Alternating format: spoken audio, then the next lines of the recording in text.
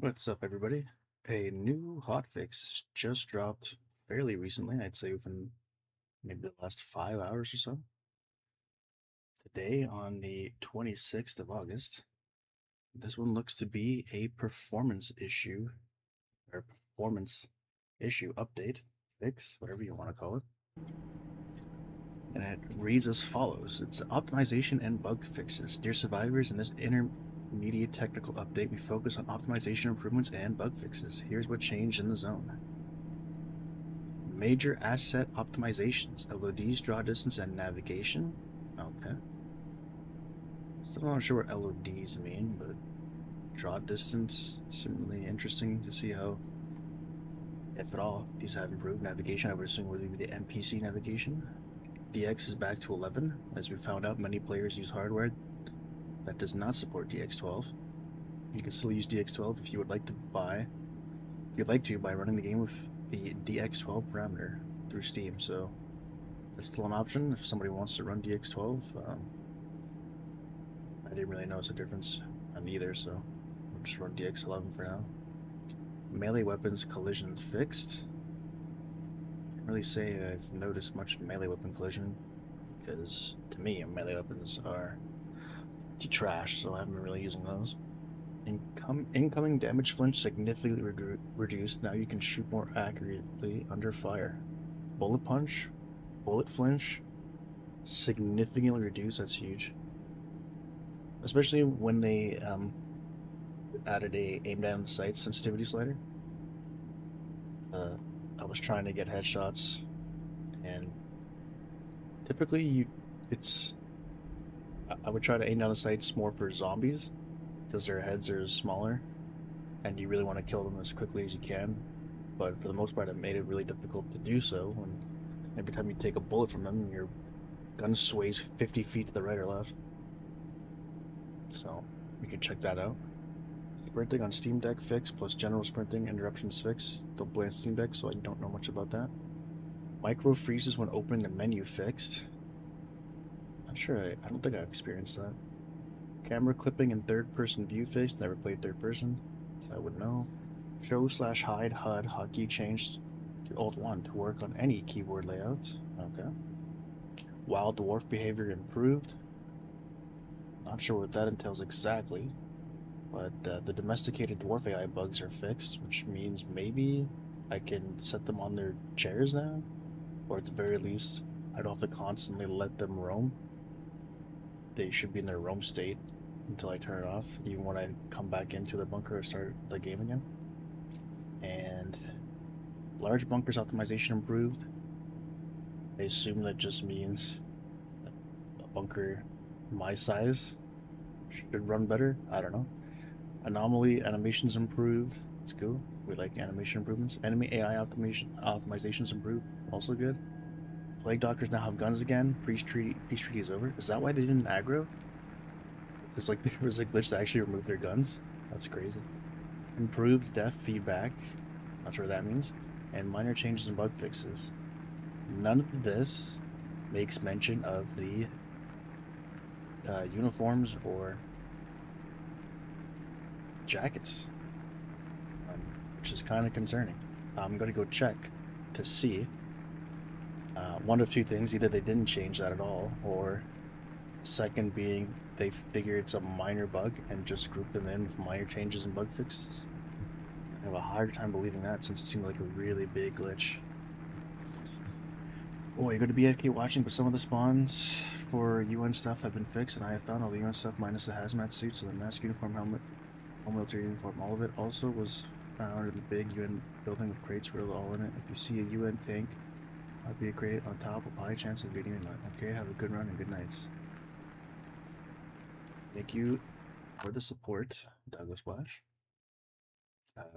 Sorry, I didn't really get the messages. I was busy reading the patch notes, but appreciate the support. And that is good to know that the UN boxes of loot have been fixed, and you've got them.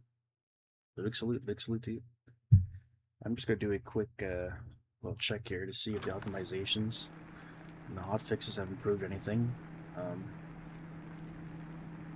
I'm still getting the dips. I think like this starting up the game here and getting like 50 to 60 frames has been better. Like now it's like 82, 79. Like this is really good, but the dips are still pretty low. Like coming down here, I'm getting like 40. At one point, I saw like 29, 30. So I think it actually has improved a bit, just not to where I want it to be. But it's nice. Like I haven't seen. I'm like no word of a lie, guys. I haven't seen this game hit 80 frames in like a month or so. So it's pretty damn good. That's about all I can ask for now. So I'm gonna take a look at these uniforms here, these jackets. It's still 3 defense. Still 3 defense. Still 3 defense, unfortunately. Doesn't look like that glitch has been fixed. Big yikes. Alright, well. I mean, given the benefit of the doubt, I suppose that they were really busy working on the technical side of things by trying to optimize and fix as much stuff as possible. So maybe, because I read that the patch notes didn't seem like it was much of like fixing a lot of bugs that didn't have to do with performance. I think the bugs really were, and the fixes were almost all geared towards just improvements for the performance of the game. And I can definitely notice an improvement. That's very good. Very, very, very good. The real test will be actually going to the factory and seeing how my frames perform there. But before we do so, we should load up on some ammunition. And going back to... Oh, max weight. I was like, why am I going to have that? Going back to the collection of UN armor. It's nice to see that people are getting their stuff now. And I definitely have to put my ass in gear and release the UN armor / items video. That should be on the way. I'm gonna try to push to do some work tonight, and then maybe have it for tomorrow. It shouldn't be a long video, so hopefully I'll get it done by tomorrow afternoon. It's like it'd be like a whole basic, whole extensive 20-minute review. Probably aiming for something along the lines of a 5-minute video maximum that just kind of shows off the UN armor, the gas mask, the hazmat suit, the actual military armor, the vest and backpack, and the locations that I find were the best to find like the UN crates. So that should be no longer than a 5-minute video. Hopefully I'll get that out for you guys tomorrow.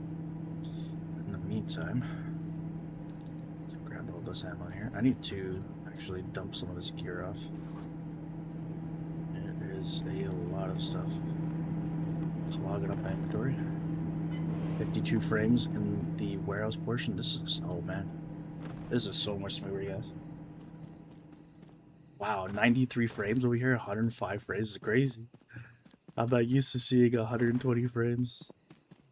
Holy shit. I still gets its dips, don't get me wrong, but my god. Is that so refreshing to see the FPS counter hit like over 100 frames. So, shouts out to the dev team for actually getting her done. Huge performance increases there. My guess is that it was something to do with the CPU optimizing so that the CPU would have an easier time. As I can't say it's much of the GPU issue, especially with the GPU I own. There should be no quarrels between my GPU and the game. Okay, I have a lot of quite literally shit here. And a lot of creature parts I should definitely sell.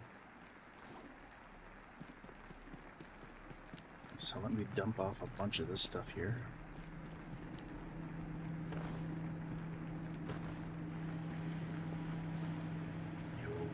why is it running? Well, let's go in here.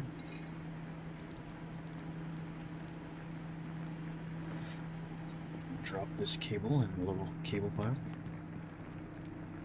I'm not looking forward to having to wire all this cable here. Let's quickly head to the shop. Offload a bunch of these creature parts because they are big. Not necessarily heavy, but they take up a lot of inventory space. Let's just quickly check here to see. Oof, a little harsh on the frames there, 28 frames coming outside. Alright, now we're looking at 64, 66. So I think it's not so much they've increased the floor, I think they've just increased the ceiling. So I could still get like some of the dips I was getting before.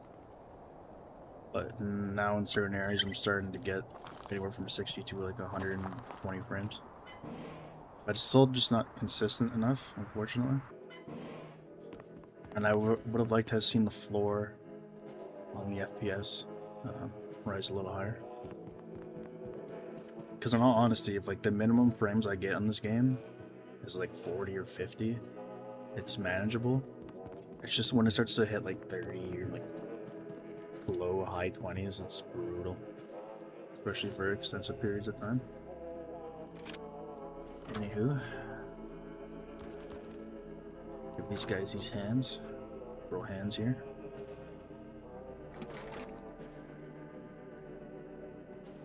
Assembly metal? I feel like I should save at least some of these, because you never know in a future update if some of these creature parts are going to be used in a recipe, but I'll just not like assume and whatnot.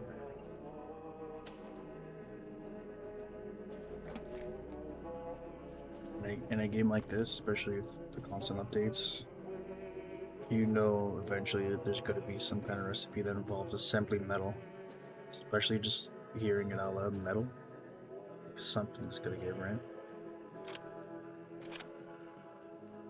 Oh, I'm carrying this broom. Try to sweep some radiation in the next update.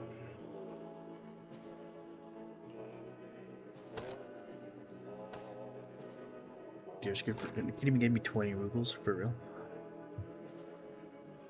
Robbing me on the deerskin price.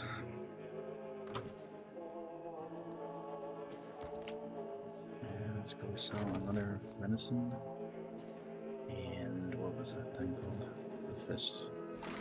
Fist of Fury. There we go.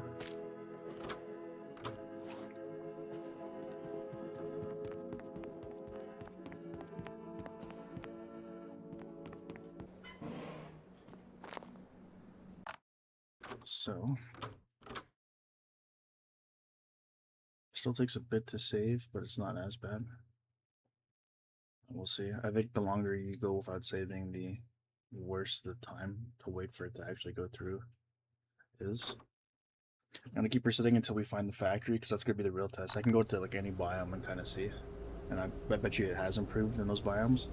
But factories where I think most people have their FPS issues, even people who say that they have decent FPS for every other area, the common complaint has been the factory is what drops people's frames. So like at least get a good comparison on that to see where we're at.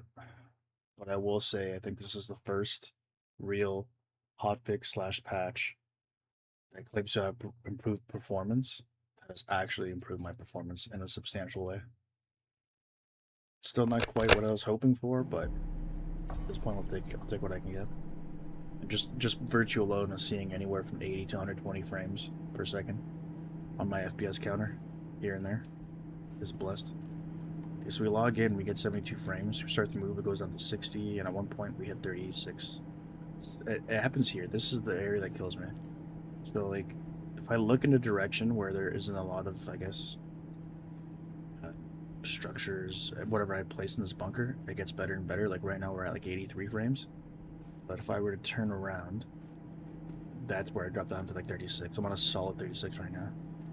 And I'm wondering if it has to do with the lights, but maybe losing loose objects on the ground, too many objects set up. Like over here, we're getting like 50 to 60. For some reason, when I look in this area here, we get down to like 30s. It's very odd, but it's consistent in that. I turn off the machine, I'm still getting 38, still getting 39. I don't know if it's a lighting issue, because if you go down to the warehouse, there's a bunch of lights on there. And yet I don't really...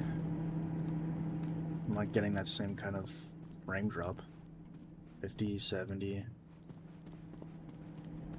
When you go back down here, now it's like 47, 45. It helps if I can just narrow down what is causing the issue. Because, I mean, like, ideally this shouldn't be an issue at all. But if there's some way on my end, like user end, I can kind of get my frames back, I'll at least attempt to like try to clean up the base, but I don't know exactly what it is. It's just like I'll just put it off until whatever, but definitely frame improvement. I will say that for sure.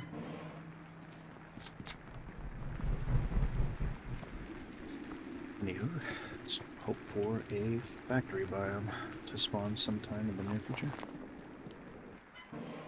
And this would be the bunker. Right now we're looking at like 70 frames.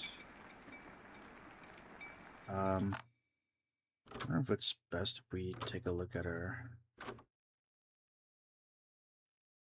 I didn't even realize, am I on borderless? I thought I was in full screen. Try to see if... Because I know people said that if you use TSR, it's really bad on your frames, but oh my god. Performance update actually might have improved it. I'm not sure. I'm seeing like 87 frames now, 64, 70,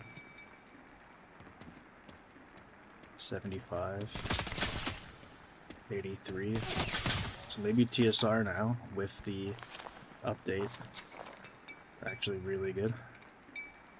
64, 53, 56.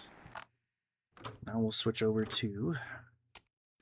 We just turn off it entirely. Oh boy. Saw 120 for a second, 90. 70, 70, 78, 81. Okay. That's to be expected if you're turning on anti-aliasing. It's probably the best way you're going to get all your frames, but I'm still seeing some dips to 52, 60, what have you. And I guess we could try FXAA.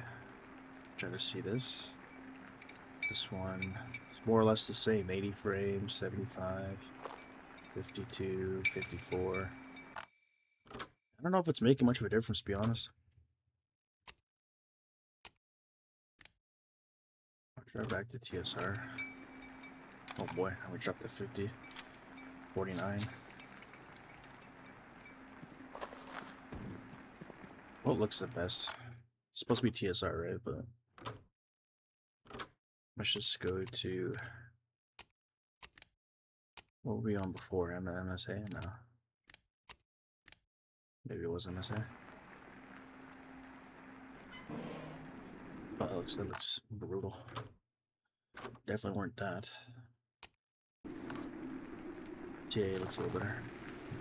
Now I'm like right here, I'm getting 42 frames. It's not great. 43. At least it's consistent. 43, 44, but when I go back in here, I'm getting 31.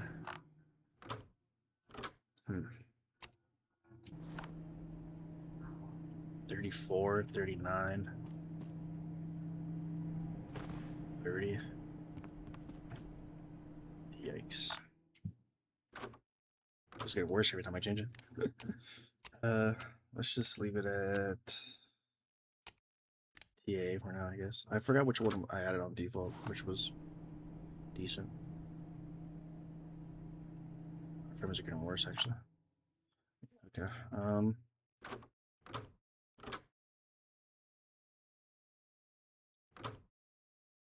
Let's try again. Let's see if the frames improve after restarting. That used to be what I had to do back then. Whenever I was playing for a prolonged period of time, the frames got worse and worse, and I would have to reset to main menu. Now we can see if still the case. We get more frames for restarting.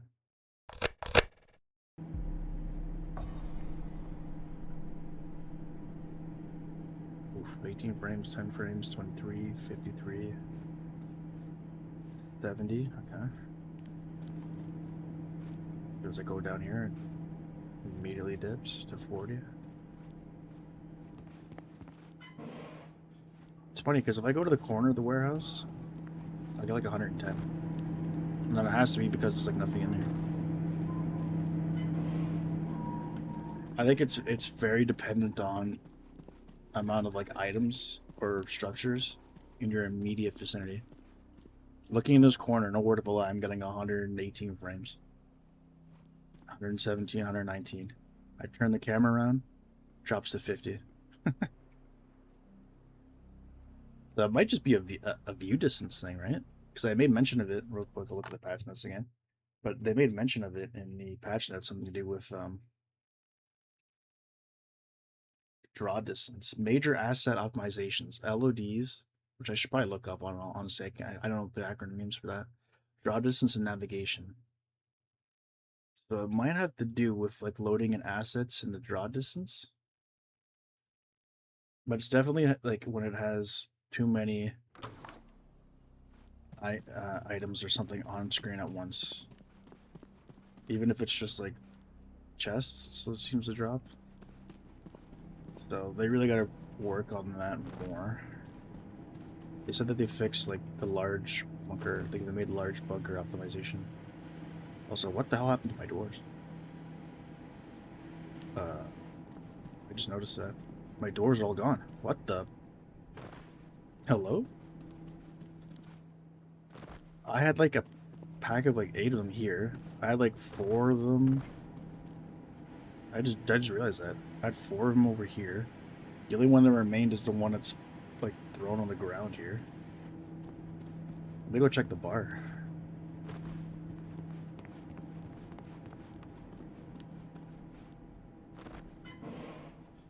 They're gone here too. What the hell? There's another issue. Oh man. So they improved like, let me get it specifically here. I don't want to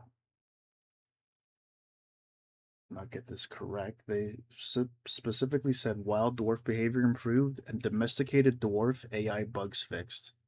Well, it's very easy to fix the domestic AI of your dwarves when you just remove them all together, because they're no longer here in my bunker. Quite easily just wiped out like over a dozen of my dwarves I had in this base. Had some in this room, like, wow. The only one that stayed was the one that I had like dropped on the ground.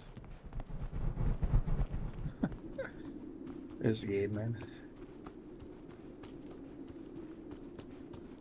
You fix one issue, you cause another altogether.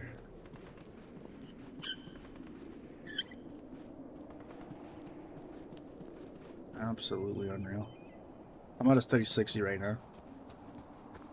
Oh, 94. Okay, let me actually venture out further from the bunker. I'm still not sure how they load in assets, so maybe if I kind of explore around here, I'm getting like 100 frames here. This is nice. It's a lot smoother here. So might have to do, because like the biggest hunch I had was that my bunker was really slowing down performance, and the farther away I was from it, it would kind of like deload those assets. Still not exact science because I'm getting like 60 frames now.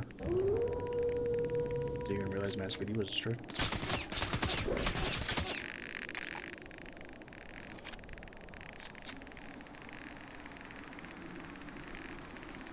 What's up, Killer? Next to my room? Yeah, I mean, that's one way to do it. Just total elimination. You know the bugs you had with your domestic dwarves?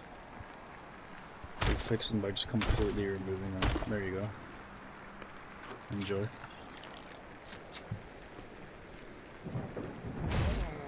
Do they have like a new blood effect for getting hit by an anomaly? I don't know if it's a new blood effect from... Yeah, I should buy test. I'd like to see if I get damaged by something other than the anomaly if I get that new blood effect.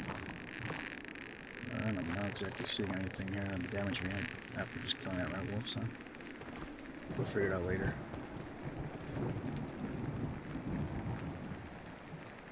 What's up, Fabito? Just lurking, hell yeah.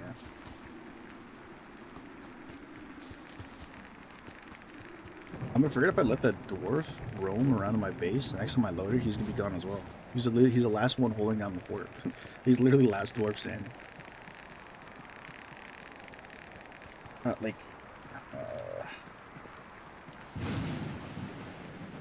it's not like super important, you know, like losing a bunch of dwarves. But my thing is like the fact that you tried to fix something and that was the end result. Imagine if that was for anything else, right? Like if they were gonna fix crates, like military crates or something, and you go back to your base and all your crates are just gone. Like that's concerning, man. That's very concerning. So like while we're quote unquote lucky that whatever they fixed, that bug didn't remove something more important than dwarves, you have to consider in the back of your mind that having a glitch that was capable of completely removing something from your bunker, there's a strong possibility that could happen again, and maybe for something more important. So I don't know, man. Every new update, I get more and more anxious and more concerned about what's happening with the code. And as much as I'd love to come out with a video having like a bunch of just suggestions and new ideas for content, I ain't releasing that. Cause they can't even their attempt to fix dwarves just completely removed them. You'd imagine if I gave them ideas, what would happen? You come back the next day, you're half your bunker be missing. Oh man. One step forward, two steps back. I'm gonna do a quick save here and then try to look for the factory once more. That'll be the real test. Congrats on the 400 subs. Let's go. Hell yeah. Oh my god, oh hell yeah. We just we broke out like 10-ish milestone to get 70 followers. We finally broke 60 to 70 on Twitch, which is nice as well. I think it's like the first instance in where I saw people from YouTube kind of make their way over to Twitch, which is pretty sick. But 400 subs, that deserves a hell yeah. Give me a hell yeah! I said give me a hell yeah! Oh, hell yeah.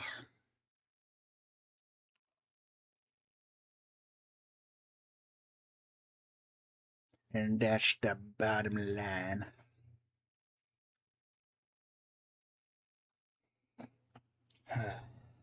Well, the HOTFIX is a mixed bag per usual.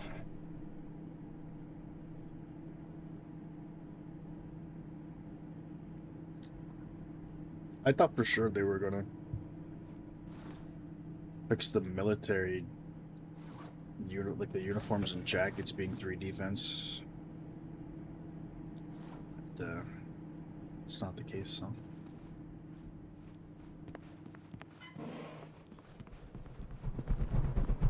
And then again, it's probably good that they didn't touch that. It's like you could have just very well logged in and just saw all the uniforms and jackets removed from the game. Guys, we fixed jackets. We fixed the defense level on them. But you just can't see it because they're no longer in the game. Right, we're looking at 60 frames, 80 frames, 70. It's fluctuating quite heavily, but we're still in the high 60s. And the blood effect seems to be not just based on anomaly damage, but gunshots as well.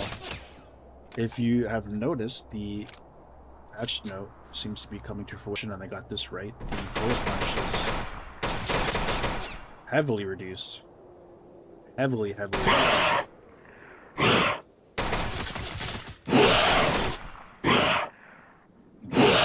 Further, let me just deal with this trooper.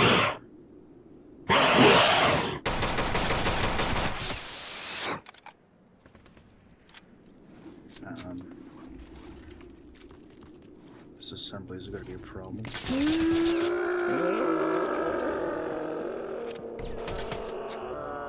Gonna blow up by that zombie. I don't see it anymore.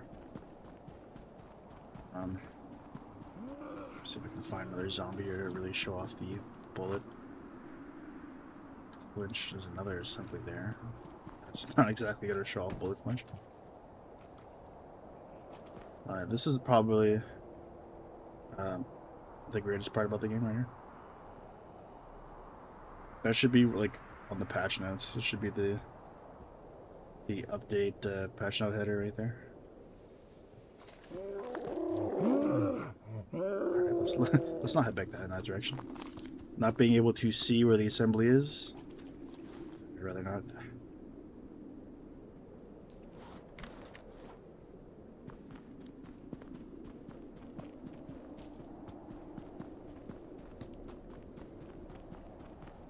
And 86 frames, 100 frames.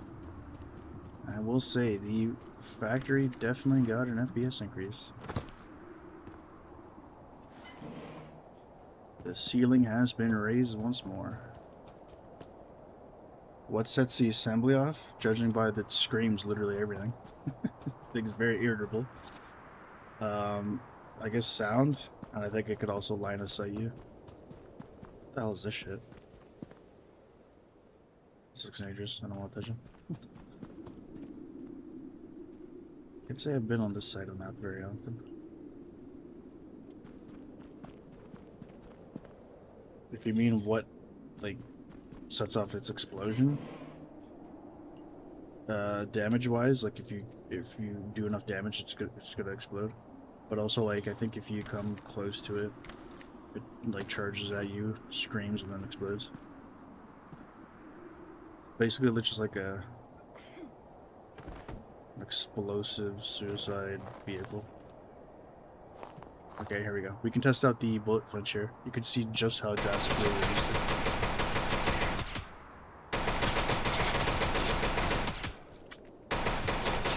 It's at a good place now where, oh my god, this thing's getting me.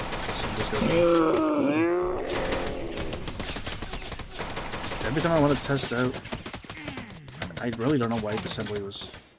Dude, these things are sniping me. From quite literally across the map. As you can see, I don't know what really set up the assembly there. I'm shooting at zombies with a silence weapon, and yet the assembly comes out of the woodwork. There always happens to be an assembly to kind of ruin my bullet punch test there, but I think you guys got enough to see. The bullet punch got significantly reduced, but not to the point where it's like completely disabled. You're still gonna have a bit of a challenge aiming, but it's a lot better now, so it's great, good improvement there. Night and day difference on flinch, absolutely. I wonder how people are going to take to like the damage icon, like the blood splatters on the sides of the screen. Wonder what people are going to say about that. I mean, like, I don't think people are going to care, especially when there's like other pressing matters to attend to, voting wise, but.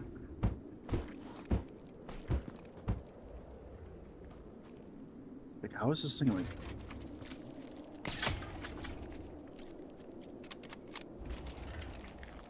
What's it doing now?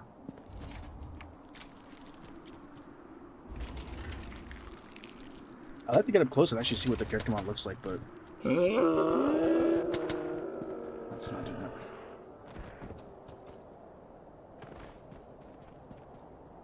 Another trooper.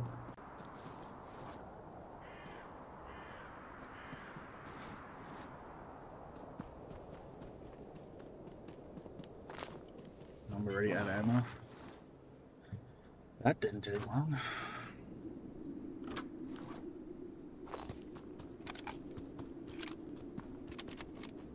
We gotta repair the old SVD.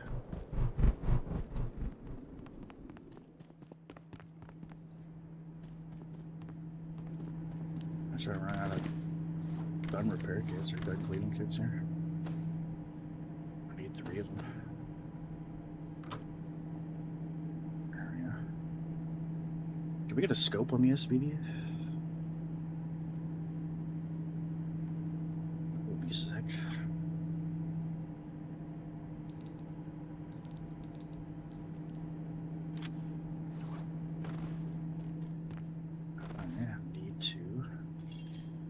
Way more bullets, and we don't have much gunpowder. We're gonna have to make some more of that again. Let's roll again.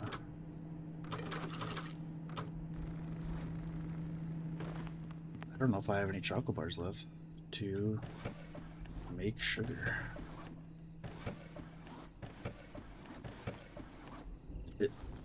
I can't remember. It might be, but sugar, if it is in the item drop pool or at the looting table, it is very, very, very rare. I don't come across sugar. I come across like flour, gunpowder, and cement, but sugar, if you can find it and it's not just a craftable item, it's very rare to come across. And now I'm finding it hard to find chocolate. I don't even have like a stockpile of chocolate here anymore. I might actually have to go like diving through a bunch of crates down here. Also, what's my armor at? The exoskeleton is about to explode. My Replified needs repairing as well.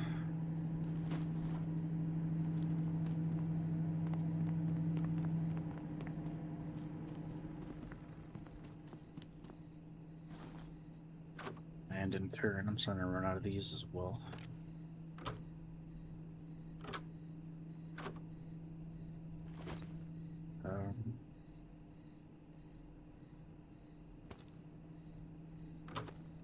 Three sewing kits and 10 electronics. It's an expensive price to pay. I feel like you know, the best min-max thing to do is to let the thing get destroyed and then repair it from zero. If they added a system in which like you'd only use like two sewing kits and like 7 or 6 electronics, like something less than the full repair cost to fix a certain portion of its durability, that's one thing. But they actually charged me full price to repair this from 107 to 250 as opposed to 0 to 250. The smartest thing to do, resource-wise, is just let it go down to 0. Because as far as I know, as long as it has like 1 durability, you're still getting that defense. It's just as soon as it goes down to 0, that defense is no longer there for you. So.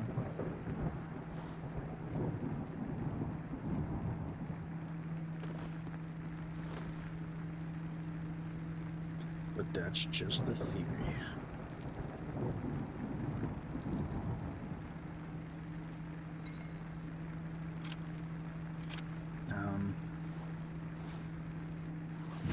I'll take a look and see if I have any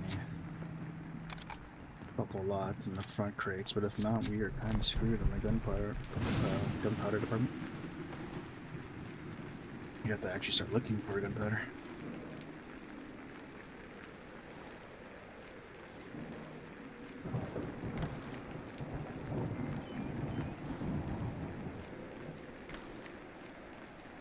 Got some rice. Does that count?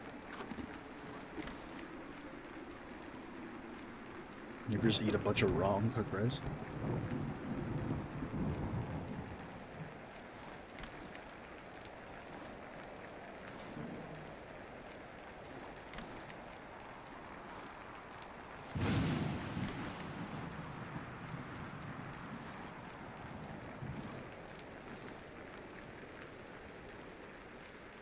Yeah, so I have SVD ammo there. But I've yet to come across chocolates. There's 1 gunpowder there. Better than nothing. Spissnaz vest. It's a pretty good vest. Another gunpowder, hell yeah.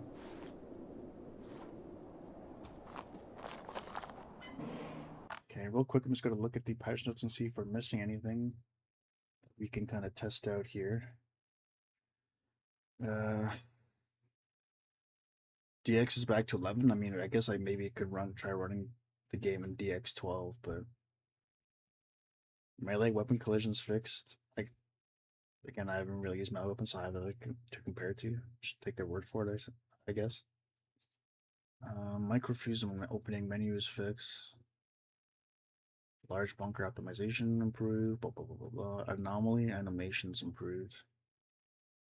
I guess we could try to look for some anomalies and see what they look now. Anime AI optimizations improved. Improved death feedback. I have no idea what that means. But maybe if we come across some plague doctors, we can see if they are able to aggro on you again. Try to find some anomalies on the factory biome. Oh, we're getting like 50 frames here, 60 frames here. I think it's still loud in my ear.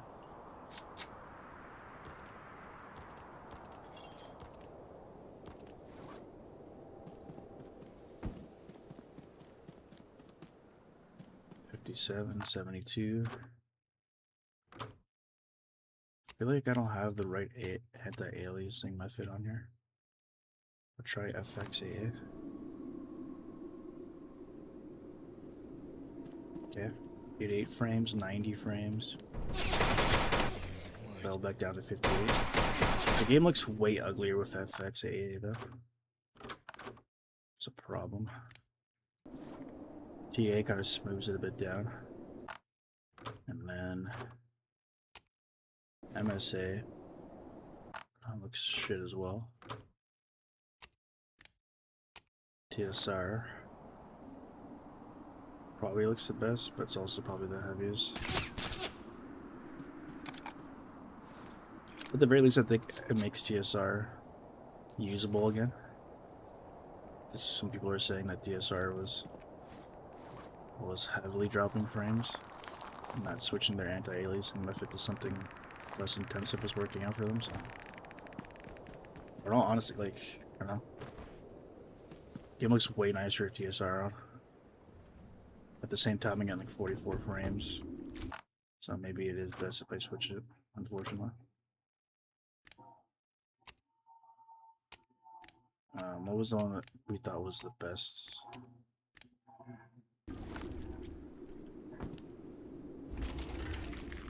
I'm gonna say it still looks like too grainy, right? Like, it's just not fun to look at.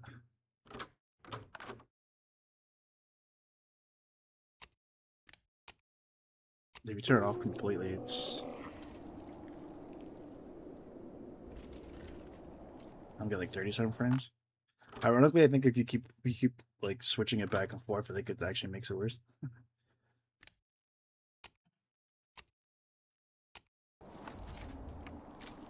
I think maybe TA is probably the best quote-unquote budget low-tier option. Because the other two kind of look like shite. And TSR could be too intensive at the moment.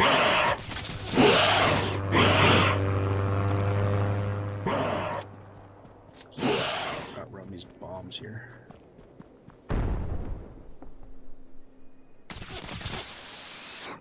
Sit down, nerd. Catch these hands. I'm running out of space.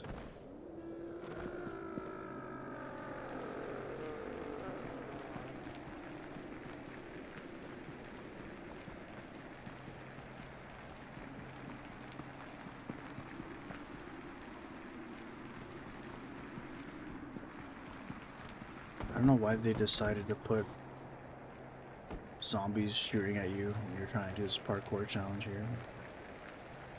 I didn't even start this challenge. I'm just interested to see where that anomaly leads me to, as opposed to like the actual reward. I fear we don't have much time to do this though, since I think a new shining is coming soon. This looks like a starting point here.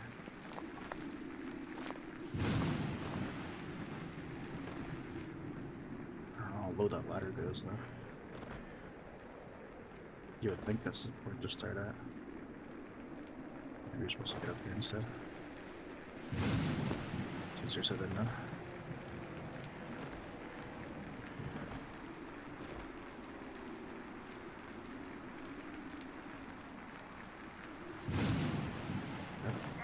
Zero jump one, I think.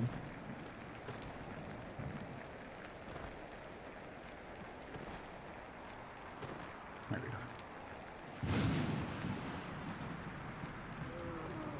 And is that possible? Did you get that helmet bunker? Chances are, if it's best in slot gear or something, it's not UN or best in slot. Speak. If it's best in slot gear or non-UN gear, 9 times out of 10 you're finding in the bunker. The lighting issues I'm getting here, like some flashing on my screen. See that shit? I gotta fix that as well. What a buggy mess.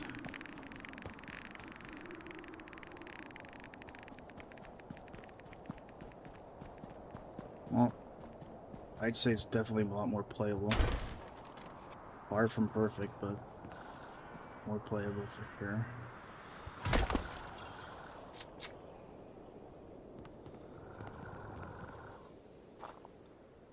Just, aside from like a spider's nest den, this is one of the coolest areas to put a two-row. That's where I first saw my first one. Was up there. Ah, the memories of 5 days ago. JK has put in like a week, or at least over a week. That's pretty cool. I don't know if it's because the frames are higher or like they improved the animations, but him like walking around like a lot smoother. Could be a combination of both, but I wouldn't be surprised if it's just like just because like the FPS is a lot higher. The animation came across a lot smoother. Saw the shirt where you found the crab. Oh, hell yeah, dude.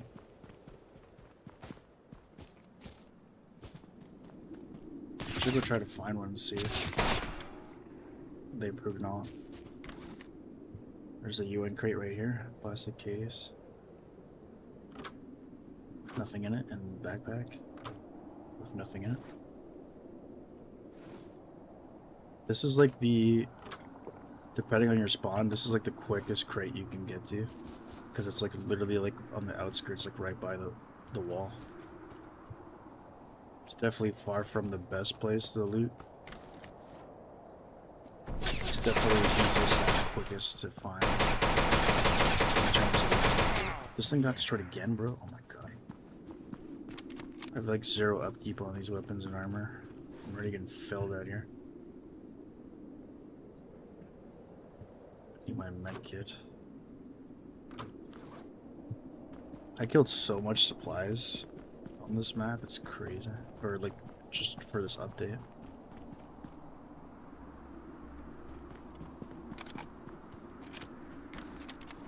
And by virtue of like playing like 3/4 of the update where looting was bugged, I in no way, shape, or form even recouped even like 20-30% of the resources I poured in to explore this map, so.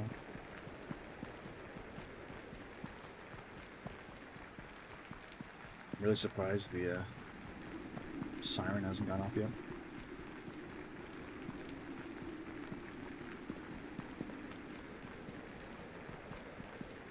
Let's run back in here, do a quick save, and then we'll show off the assembly damage.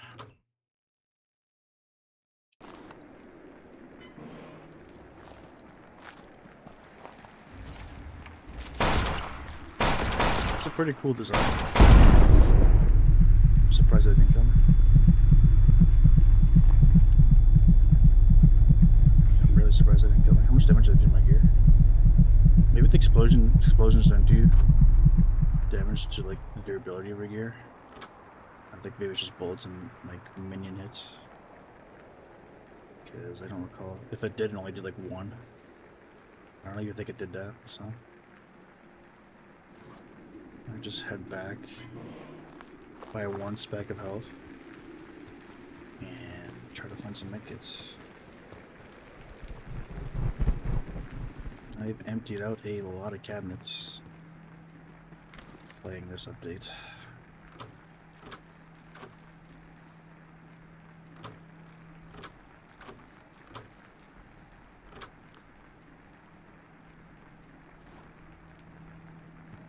Cool. I have to repair the VAL again.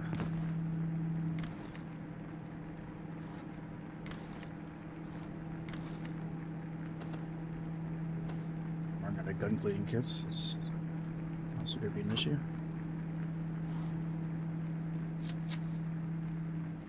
Also have no ammo for this. Let's go. It's the gunpowder. The fact that you only get 15 sucks pretty bad too.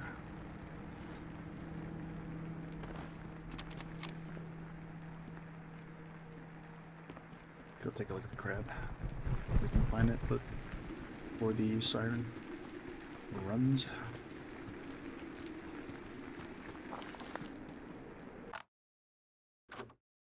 Can't be too careful.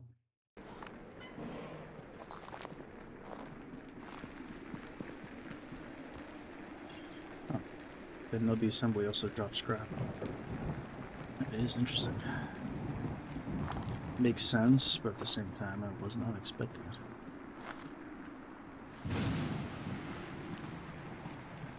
But your best bet for looking for the crabs would be any kind of scrapyard where there is a bunch of cars. Problem is, there's a bunch of areas that look like they would have a bunch of cars. You specifically need to find something akin to like a parking lot. And you'll know for certain when you find this kind of like stack of cars. Because the spawn locations for the crabs are all the same. They are all underneath a pile of cars. One on each side of the crab and then one that bridges across both of those cars. Like so. Here's the crab. And with every crab there is usually an area where the crab caviar is. Usually interact with it, triggers a crab, and then you get stuck underneath the cars. So, take the free caviar while you can.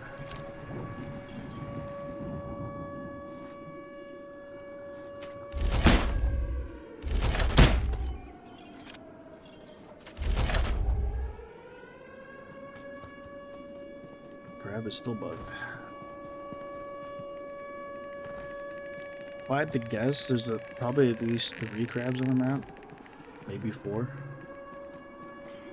So I could remember like 2 or 3 locations off the top of my head that have that crab, but you just gotta look for those kind of parking lots.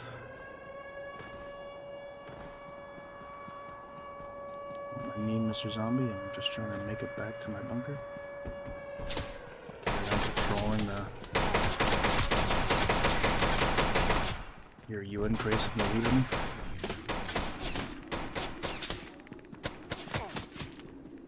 Just siren stopped flaring. That's interesting.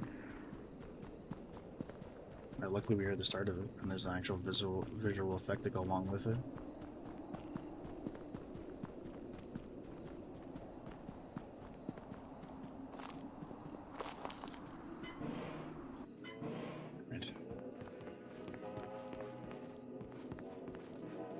Offload some creature parts.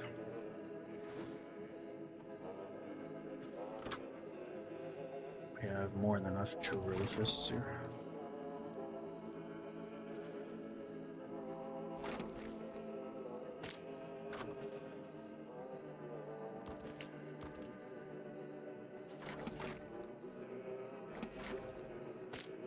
Pneumonia.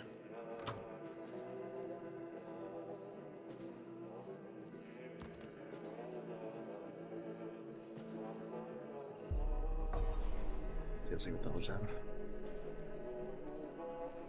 Get no audio cue. The sirens by then.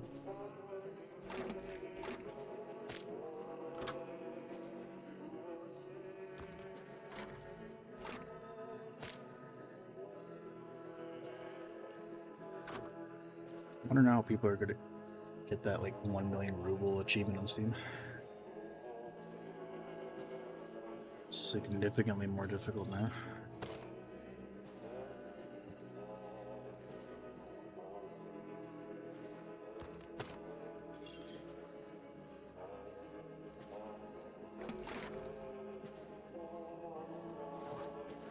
I should build a container or some area where I can store a bunch of these creature parts in anticipation they will be used in a later update. I feel like those guys in like RuneScape who, in anticipation of a new update, buy like a bunch of items so that when that item needs to be used for something, they could just sell it and make a huge profit. I'm telling you guys right now, invest in stocks and assembly metal. It's all speculative, but at the same time, it's like, think about all the creature parts that they've added that don't have a purpose right now, and tell me assembly metal doesn't sound like something that would be useful. Like, I could see assembly metal being used to either craft like attachments or some like upgrading some armor, making some armor. It just makes sense. So don't sell. I know it's hard to tell like people who might be like mid to late game or like struggling for money not to sell and make their money, but try to at least keep some of those parts because I feel like these are going to be more useful than like what the 90 to how many rubles it gives you, especially if you're struggling to even like get them. And I would highly suggest keeping every single one you can, because it's gonna suck for you if you have a hard time farming assembly parts or getting assembly parts, and you sold the ones you had, and then an update comes out and you need those to make something really sick. Have you tried playing a new save since factory update? Early game is hell now. I would assume it is. Early game was always pretty difficult in comparison to late game, but now with the economy nerf and try to think what else could affect how piss poor it is. I mean, obviously the looting bug didn't help, but there's several other factors. I think the economy is probably the big one that really bins players. But also, like, by virtue of putting the factory before the bunker, now you have to like wait out like from 15 shinings to 25 to have an easier time and get access to better gear. So like, my heart goes out to anybody starting on like a new playthrough or like playing through getting to factory without like the good bunker gear, because now it's just gonna be like good luck navigating through factory and getting anything worth. Like, factory should have been the late game biome for sure. Like lore wise, maybe it makes sense to have the bunker as like the last biome, but like when the dev outright says this is a combat heavy biome, why is it not the last biome, you know?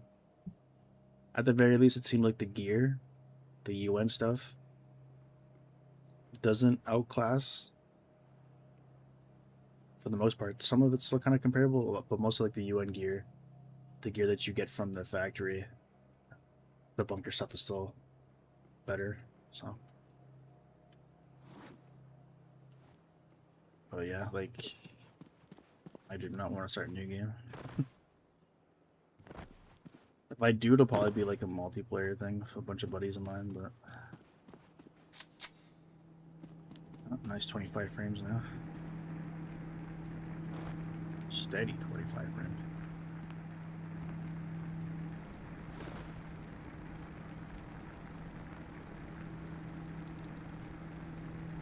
to go back downstairs in the corner of the warehouse to feel better about this update. 1 second.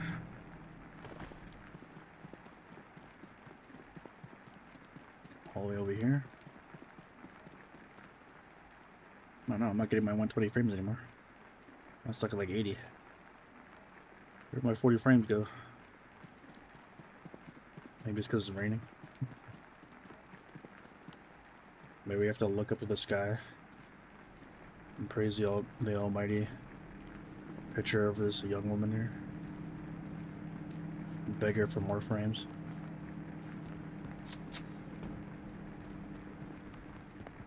Oh my God, I'm getting 30 up here now. Yikes. Let's see if restart here can help me out. Factory on mission 15 with bullet sponge mobs plus basically no gun spawns. Bunkers definitely need to be first. It's honestly laughable how easy bunker is in comparison to factory. It's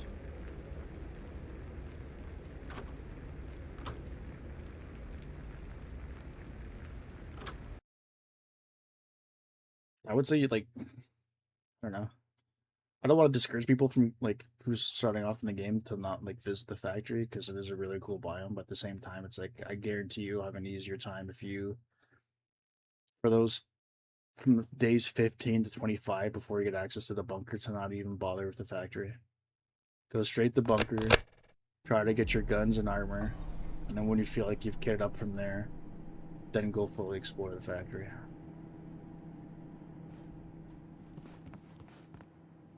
Dance. At one point we had 93 frames, 100 frames, okay. So it looks like the resetting seems to be working. 116 frames right here, boys. Look how smooth this is. We dropped down to 54 again. Or like 119, hell yeah. And we enter the bunker, we're back to 60, 70. I could in like high 80s, that's good.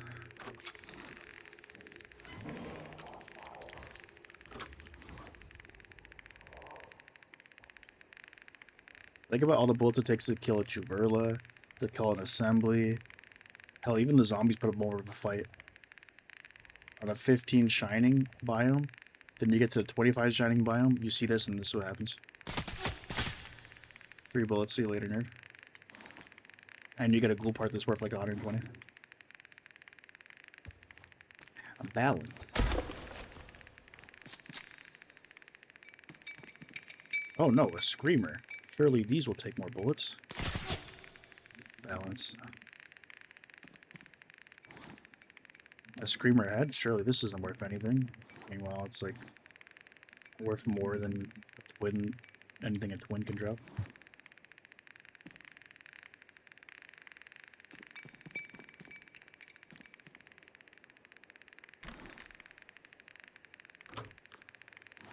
I look, you want some of these military boxes, but like, my god, oh my god, look how he's deep. Think about all the UN crates people had to go through to try to find anything worth of value. You literally get to the bunker. I'm in here for like 30 seconds. I go downstairs and I find the best in slab armor. Like, what are we doing? I think they buffed this too, like the drop rates for this. I'm seeing more and more of these in military crates when I never used to see them in crates. I'd have to find them outside. Like, put somewhere. Okay, I need space for this thing. How much does this weigh? 6 kgs? Let me throw out this literal garbage.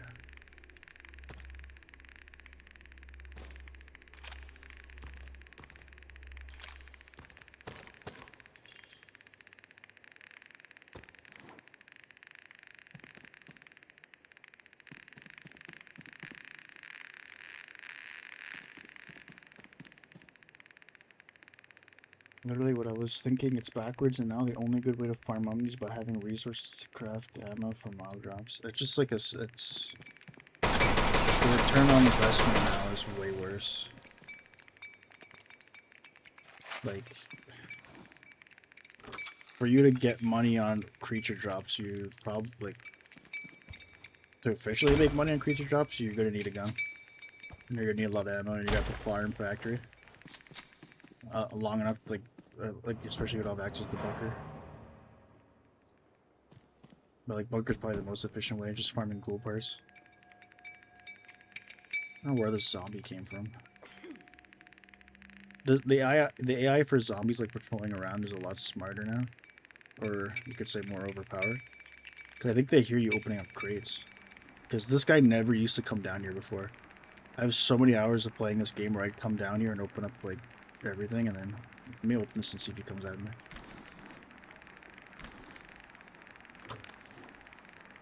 I'm confused. I don't understand like what brings him down here to investigate. But he would never come down here before. It's really peculiar.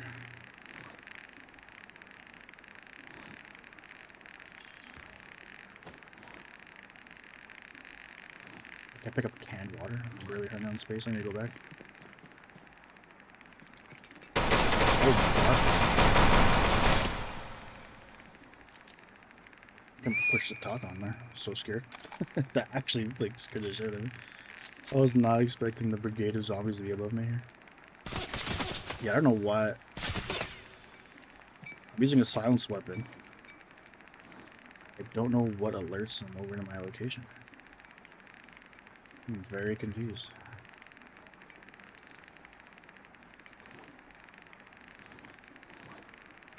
Jump scare? Pretty much.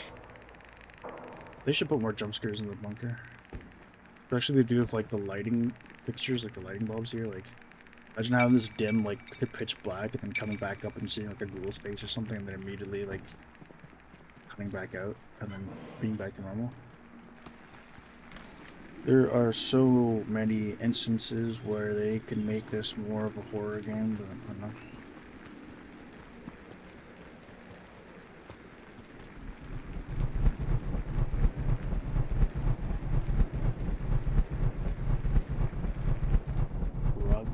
Gels mid, what's up? Have you been able to find a seg at all of these new updates? No. I'm trying to think. To be fair, I have like all the weapons I want, so I usually just pass up on whenever I see like broken guns. And my memory is pretty piss poor. But if I had to answer on the stand, if I recall seeing any broken sagas, I would say no. I don't think I have come across one. I'm trying to see if I have one in a box somewhere. I can even take a look at the model and see if that jogs my memory, if I've seen it before. This update. PS, SVD. Pause is here, the PPSSH, a bunch of AK-74s. Bunch of Kippers, bunch of VAL.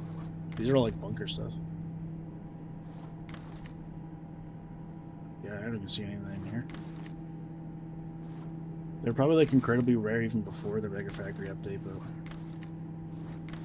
it's hard to tell like what, like if the gun is just like incredibly rare to find, or the drop rate's been nerfed pretty bad, or literally it's like they removed it from the item drop pool. So, but my best guess is that it was rare to find before, and maybe they completely taken it off the drop table with some glitch, but yeah, because I didn't have like any broken one over there. I think I've come across one weapon in the entire time I played Factory, and I think it was a pistol. So I think if most people are looking for weapons in that Factory, you're gonna have a bad time. They just like don't exist.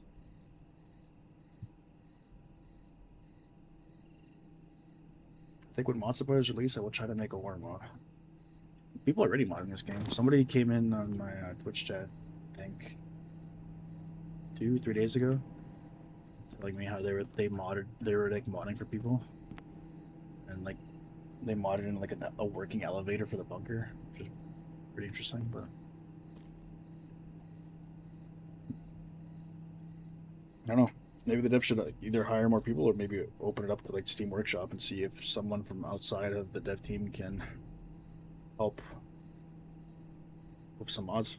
Because the modder that was in my chat a few days ago mentioned, I think they came up with a mod or some kind of thing on their end where the optimization was like they're getting solid frames.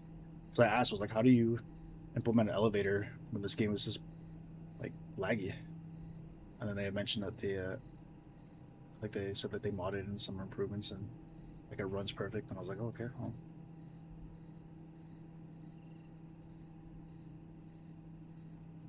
I've recently been getting into Misery, and I've been trying to find the Saiga, but I cannot find it all, and it's been hours looking in the bunkers.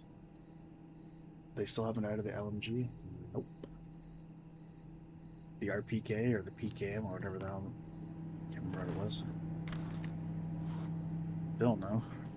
They'll add that gun, and then like 5 others will get removed from a bug. But yeah, in terms of like trying to find the Saiga, the best is just hope, just pray and hope. Just keep resetting, keep hitting the bunker. That's gonna be your best bet because I think the factory's getting you nothing.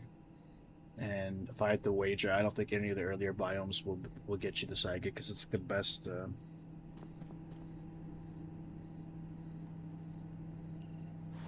Let me see. I'm pretty sure it's like the best gun in its category.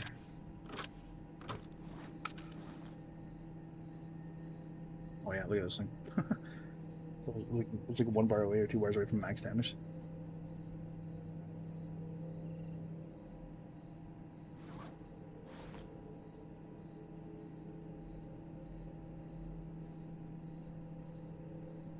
The annoying part is I have to like clip the weapon now.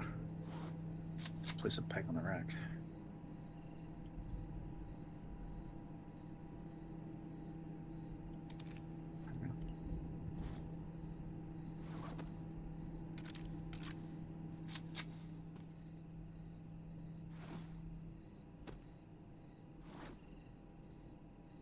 Okay. I don't know if I want to waste sewing kits now that I'm running low on them. On the torn military uniform.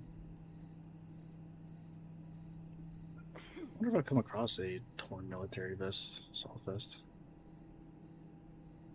I would assume this is a best in slot vest. I don't think I have.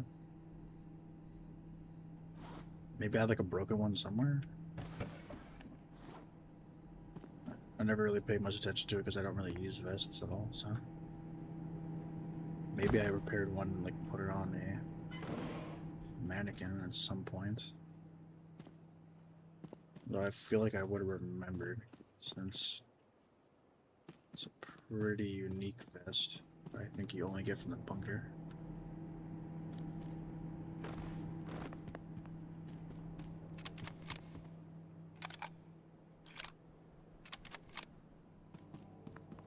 Okay, I need to stock up on food.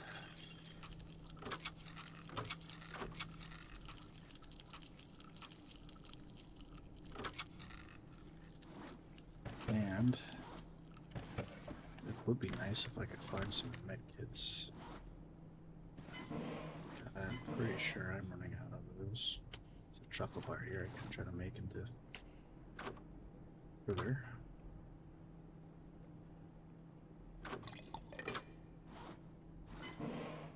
And okay, there's a bunch of med kits here. Medical supplies, bandages, and vitamins. Just gotta fill this backpack with some of these.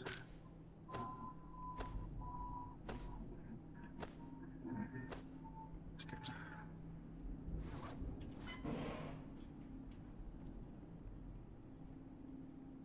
You could still use a bunch of ammunition. Place to put all this plastic. Bunch of like resources there I don't need right now.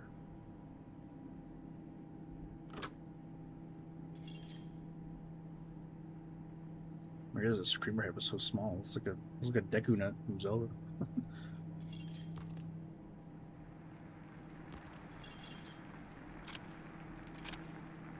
Let's sell this head too. What's in here?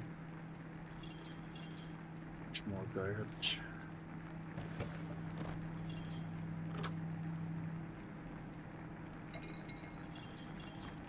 I guess my swing kit's on there, that's good.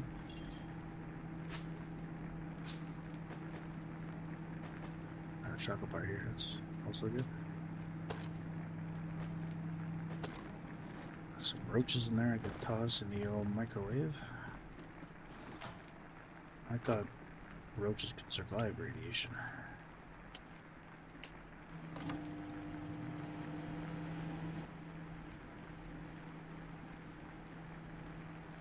You have a really cool base. Thanks, man. Appreciate it. It'd be a lot cooler if I had more time to actually go back to decorating it and working on my base building bunker journey, but every new update seems to take more time and more things away from me because they remove my wallpapers now with the update, and now this hotfixes remove my dwarves, so it's kind of disheartening and kind of kills your motivation to work on a base when every update seems to take more and more away from you, chipping away at my base's soul.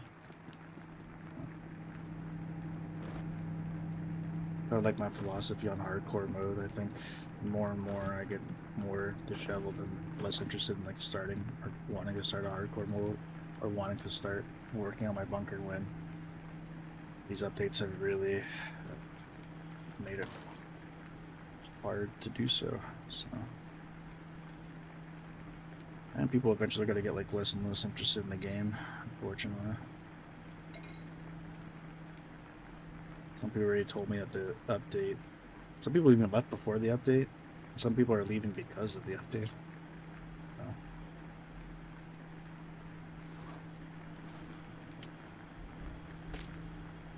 Okay, give me one more sugar here. Meantime, I'll take this sugar and bring it to another one of my chemical tables to turn it into gunpowder.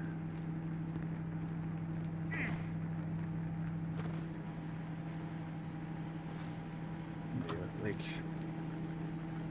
the base looked a lot cleaner than before, and recently I've just gotten so lazy that I just drag items in, drop it on the ground, throw it in boxes.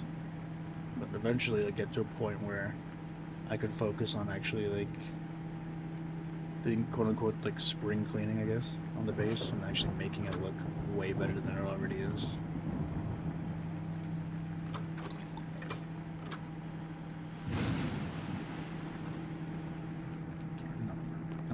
Going. Juggle it all the way up here and grab this. Back down there. Get the other chemical table going.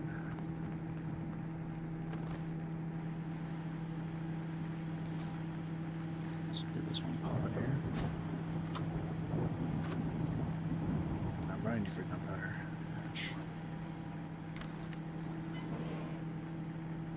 Some ash in one of these cupboards here. Oh yeah, I've burned through it all. How many do I have in here? I'll just take from this.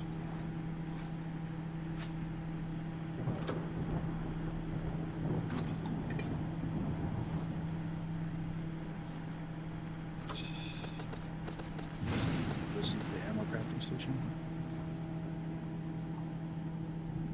All the doors removed, that's crazy. What doors? What you mean?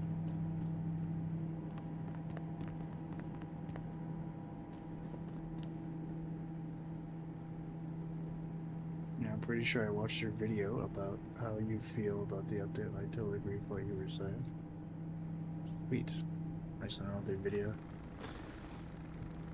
More and more people keep appearing into the stream and telling me how much they agree with what I said, and I was just like, just say what everybody's thinking, I guess.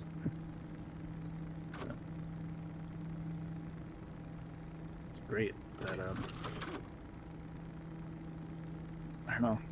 It's like a lot of videos I was releasing or like doing didn't seem to get much traction, but for whatever reason, like the misery stuff kind of caught on like wildfire. And it's kind of jarring for me to like one day just be like, oh, you know, not much traction, not much going on YouTube, but then just like over a course of a week, just all that reception, that big response, it's kind of overwhelming.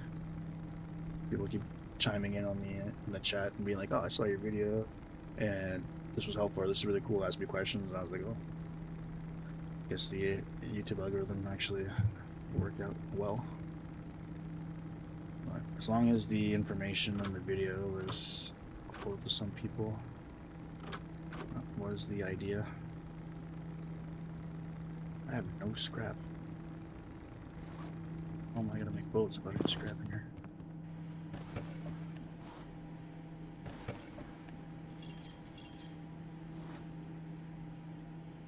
I haven't played since November of last year. I think the dev needs to put full focus into functional mod support if he wants to put people playing for longer. I think he needs to hire a dev, like...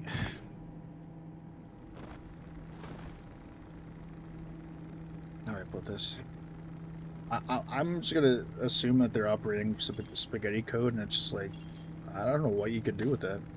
Like, unless you actually go in and like revamp your entire code, I don't know how you can continue to come out with updates or patches that, if you're gonna go that route and not like rebuild your entire structure, your code from the ground up, then you have to deal with the fact that every time you come out with an update, there's a possibility that a bunch of other things change and there's a bunch of other bugs and glitches.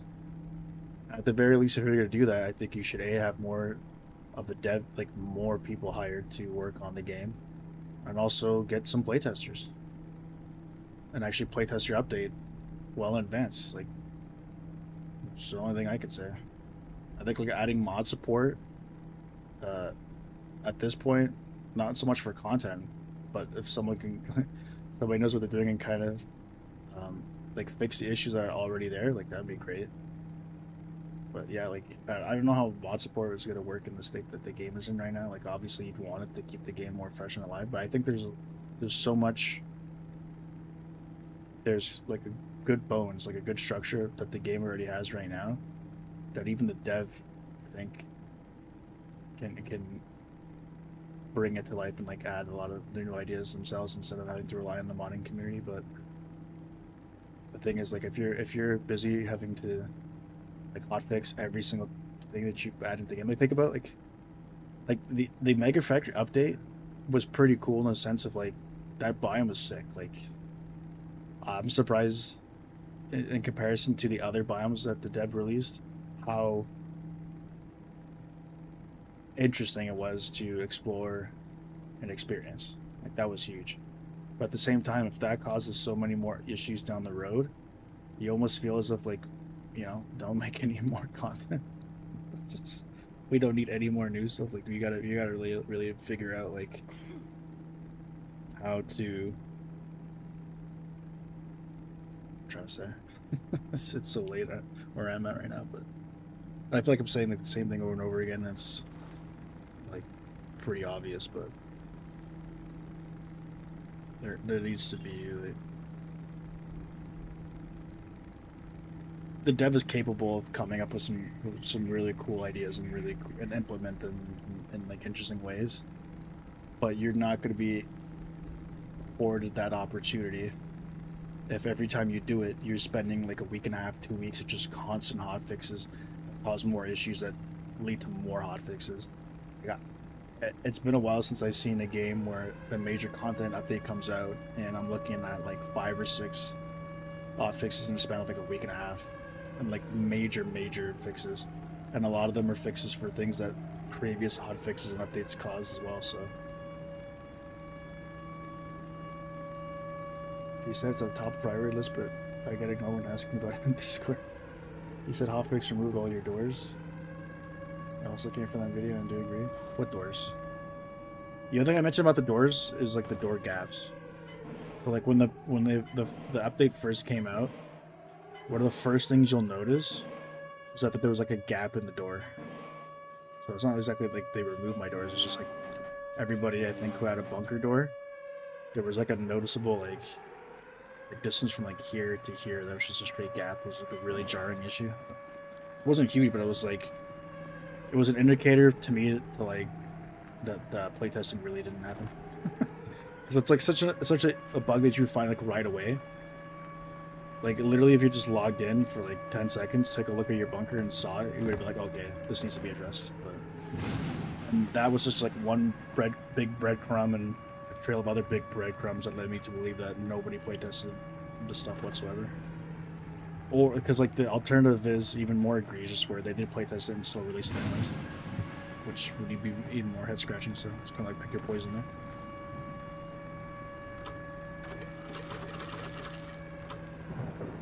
Grab this crafting here. Oh yeah, it wasn't the movable doors; it was like the door gaps. Movable doors would have been a lot worse, but they fixed the door gap. You should do like a tier list and like the worst glitches that have come from the update so far.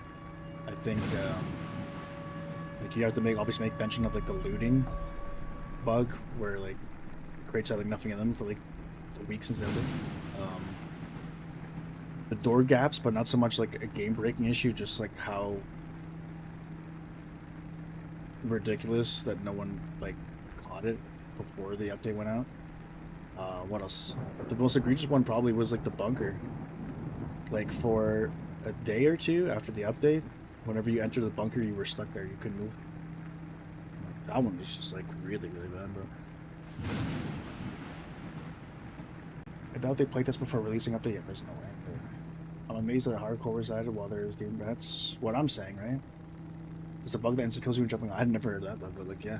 I'm telling that to a lot of people. Everybody who asks me if I'm doing a hardcore save or if I had ever had a hardcore save, I'm like, no, there's no way. Why would I do that to myself when the game has so many instant kill mechanics that are, and not even just like a combination of the game has a lot of bugs and there happens to be instant kill mechanics. It's literally there's bugs affecting the instant kill mechanics, like invisible landmines, silent bomber planes, just to name a few, is absolutely insane for like an insane way to lose your hardcore save because of like ineptitude from the dev, unfortunately. But it's like, I ain't doing no hardcore mode. Are you kidding me? They most likely didn't place this at all. Like it's at this point, it's like 100%. Might as well be 100% confirmed. Like I can't imagine they have. Get some more SVD on those.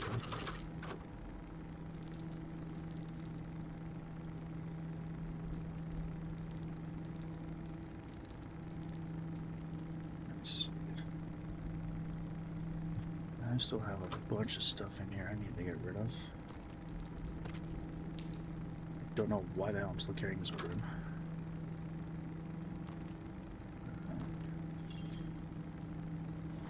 I need to find like an empty crate I can just dump a bunch of garbage in.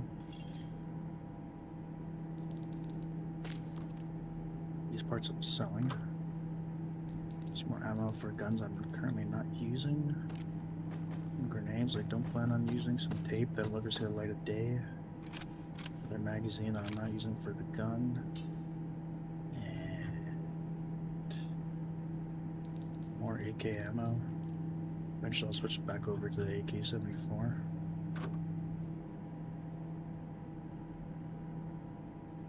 Second magazine. Quite random. Firecracker I toss in here. Cable I definitely don't need. I'd have to like swap my weapon so I can move something from the bottom right corner. It's still glitched, but look at this. I can't click that, but like you hear the clicking on my mouse? I can't drag this thing, it's stuck. Doesn't make any sense. It's actually stuck here. I can't even like shift click it. The hell? Looking phantom. I can't get this at all. I can't drag it, I can't shift click it. Can't like, it's crazy. That's another glitch. God forbid this was something important like a gun or something. I would have sucked. Unbelievable.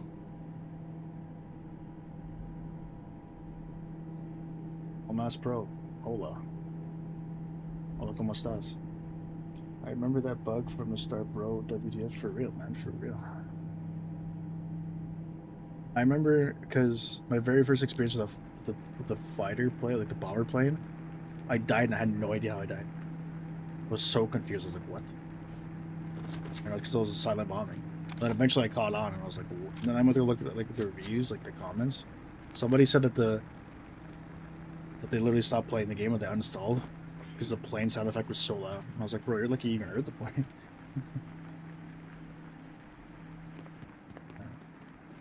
Take a look at here. I think we have a decent amount of ammo.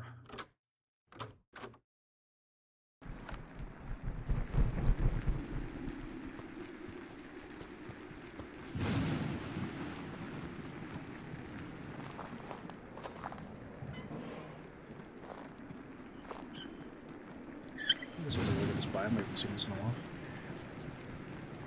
The only biome that I know that has mushrooms on it.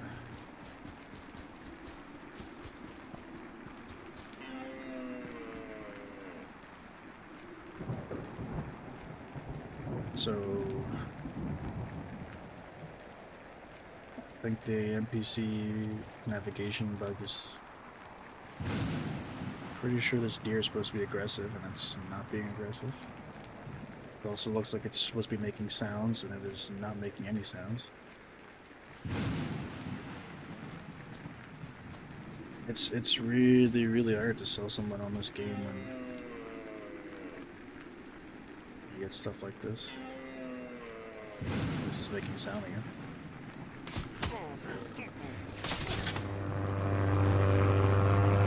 That bomb immediately comes by. Holy shit.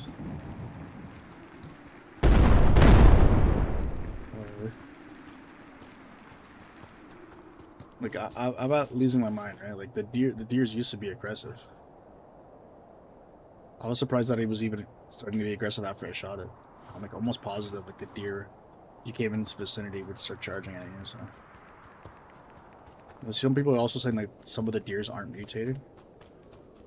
I think I did come across a deer that didn't have like blood coming out of its eyes, so maybe that was the case. But that one was clearly supposed to be a mutant deer, so I have no idea. I hate when the plane comes, it just nukes my frames. Hell yeah. I hate it because I have to actually move.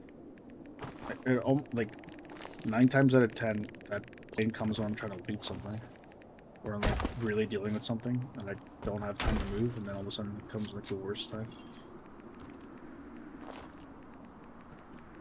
So it's like the game checks to see if you're like in a gunfight or you're looting something, and then it immediately drops. Never seen a friendly deer in the game. I think they're not a footage of it. I might have come across one either earlier in this stream or the one before it, but I came across a deer and I don't think it had the. It looked like a normal deer. I didn't think it had the blood coming out of its eyes. So I thought that all the deer were hostile too, and all of them had blood coming out of their eyes. But somebody mentioned that like one of the deers was friendly, so I don't know. The side effect too of like having so many bugs and glitches in your game is that like people can like falsely attribute a lot of stuff and like misinformation to it being bugs and glitches. So that's why it's very hard for me to come out with like a video that's very concise about the game, because number one, I don't claim to be an aficionado of the game, and number two, it's like there's some information I can only like speculate on because I don't have like any hard evidence to really prove something wrong or false. I can only just go on my personal experience, whatever other people talk about, and what I know from playing so many video games. I can only speak on like my perspective on like game design and how something might have come to be, either glitch wise or intentional game design wise and what have you. So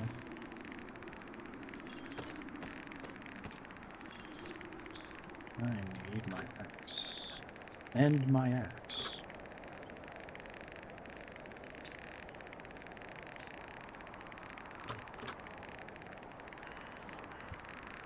Most of these crates are, wooden boxes are empty in this area, so don't even bother breaking. there to get in your way. Save your durability on your axe.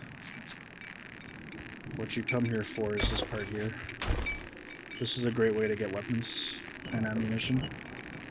If you ever come across this map, most definitely come to the satellite array area. Get inside. You get magazines, ammo, supplies like bandages, maybe like an armor or two. And sometimes you'll actually find a gun on either this rack or this one here. Fortunately, the game decided not to illustrate my point well when there is no gun here, so take my word for it, that is a potential gun spawn. And one that usually has one at that. Just didn't come to fruition here when I needed it the most.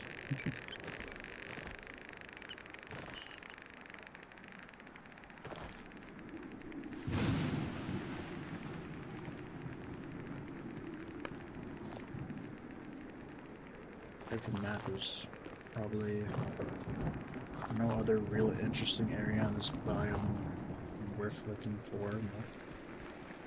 I'm more than happy to enjoy a biome that isn't the factory, and especially a biome in which I'm getting 80 frames per second. It's huge.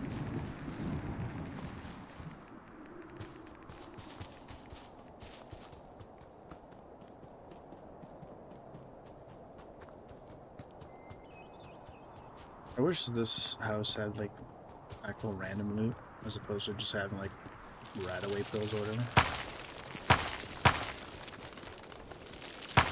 That doesn't crush me. I'll get underneath that thing.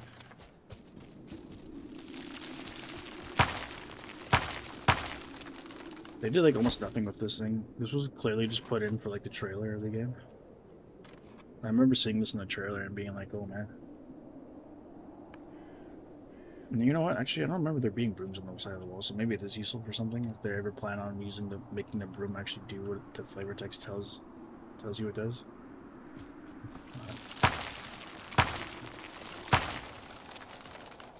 If for whatever reason you're weird like me and you want to decorate your outside of your bunker with mushrooms. Fortunately, these don't stand still when you drop them, but the Arctic ones do.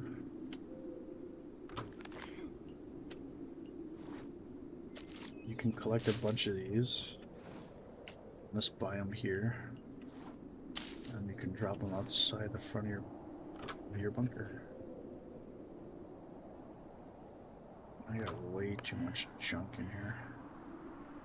I really should have deposited a long time ago. It's okay. Glad we're close to the bunker anyways.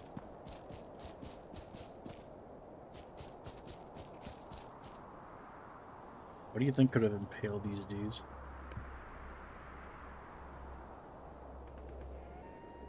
There's nothing on this biome here that would be strong enough to do that, right? I think, like, maybe a twin could have done that, but, like, I don't know if there's a twin on this biome. I doubt a swamper would have done that.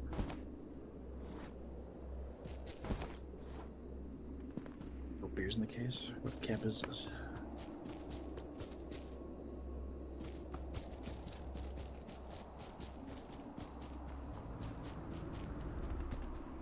You do that with mushrooms too. I'm not alone. There's dozens of us, literally dozens.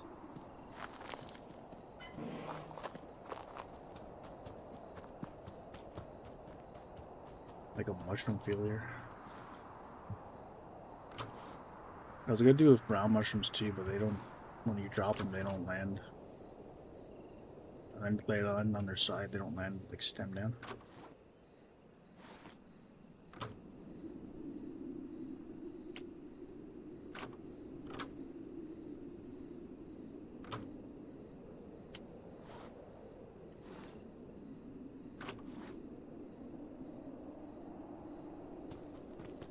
And we're pretty close to the mushroom spawn, so we can just W mushroom field, hell yeah. There's much potential with this game, man. I want to see them lock on. I mean, they already have like an edge in terms of like the fact that they have multiplayer available to them. Like that's a really big advantage they can take use of, because I think now more so than ever for the video game for the video game industry, it's like if your game has multiplayer, you're automatically more likely for like streamers to pick it up and like inspire other people to play it. Like the single player experience is pretty close to being dead at this point. And multiplayer games seem to be... How about it this way, I think having multiplayer in our indie game severely boosts sales and recognition, exposure. But like everything else, trend-wise and industry-wise, there's going to be a bunch of other shitty clones to capitalize on it, and the big dogs in the industry will try to capitalize on that trend. So if your window is closing, you really need to capitalize on that fact, because people are starting to call a lot of games out there friend slop, even to games that are undeserving of that genre tag. But I think unfortunately there's going to be more and more games that are really poorly made, and because they're so poorly made, and then they have multiplayer that makes them quote unquote fun to play. And I don't want to like shit on games or game devs, but like somebody wanted me to play Water Park Simulator, and I was just kind of like, that game looks really shit.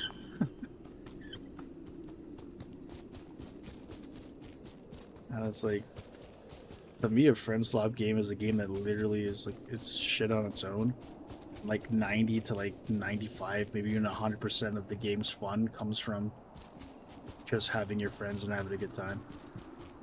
If your game mostly relies on that, it's probably not a good game to begin with. Like a good barometer would be, like, I understand like some games need to be multiplayer focused, or like multiplayer is the big part of it and you can't really play it solo. I get that, but at the same time it's like,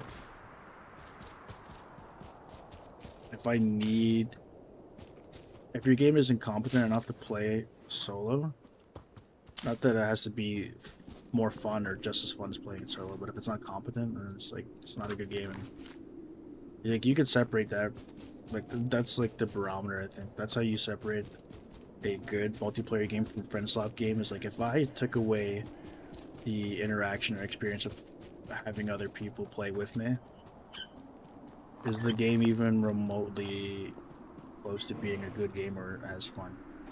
It's not going to be one-to-one, but at the same time, it's like if 80% of your enjoyment is already like diminished, then it's more than likely a friend slop game. But I feel like now it's like any like indie game that has multiplayer that may have like a zany premise gets considered a friend slop game. It's like, I don't know, like I played some zany games, like some out there games that have like crazy physics engines, and like is boosted by the fact that you have multiple people playing it. I would not consider friend swap. To each their own, I guess. Nowadays, I think not only is attention spans a lot shorter, but people are quick to overuse any kind of new term whatsoever. And I think friend swap is going to be another one of those terms that gets thrown out there way too loosely, unfortunately.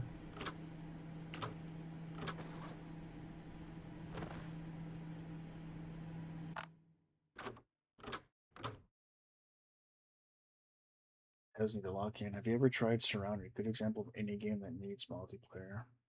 No, I have not. But some devs are really against adding multiplayer. I know Subnautica. Um, devs are really against having multiplayer for Subnautica. But like, when your game reaches a point where the modding community literally makes a multiplayer mod and has like hundreds, if not thousands, of people playing it, like, just make multiplayer, bro. Because I gotta say, like, I wanted to play multiplayer after I already finished it. Like, I was fine doing the single player experience. At the same time, I was like, I wanted to play with other people as well.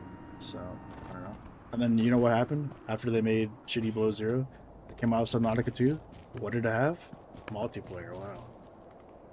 What a surprise, you know? Yeah, definitely that game wants the solo experience to be complete before adding multiplayer, which is good. Well, like, I don't know. Like, to be honest, is Subnautica that grand of a story that, like, adding multiplayer would have ruined the solo experience for you? Like, I understand, like, the concept, like, that whole horror of, like, what's it called? Taslophobia?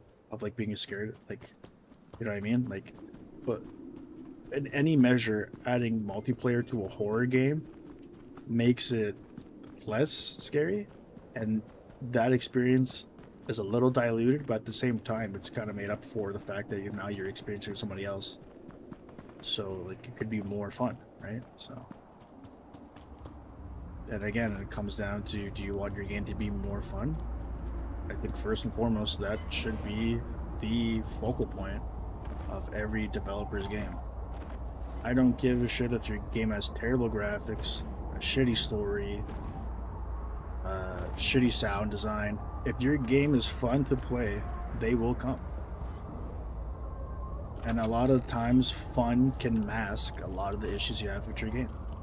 But is anybody gonna give a shit about how good your story is, how good sound design is, how good your graphics look, if the game sucks ass to play? Oh, your game has a great story. Cool. You made like a visual novel. You made a Telltale game.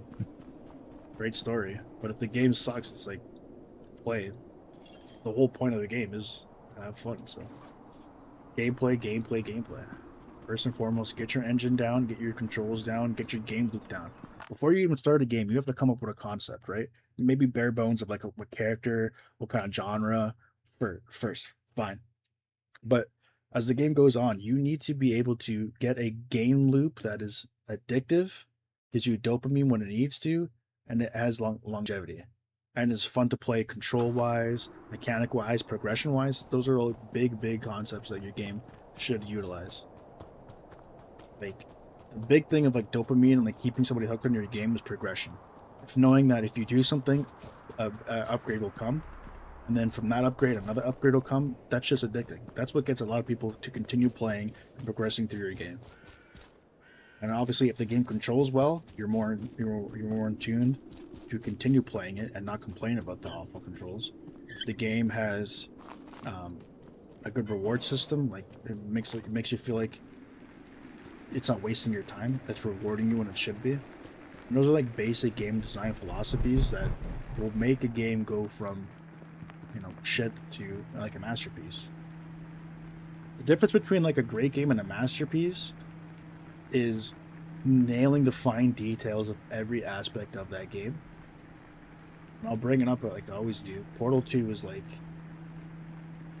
one of the closest games to, for me, and I'm sure others would agree, to a perfect 10. Like every aspect of that game was so well crafted and detailed.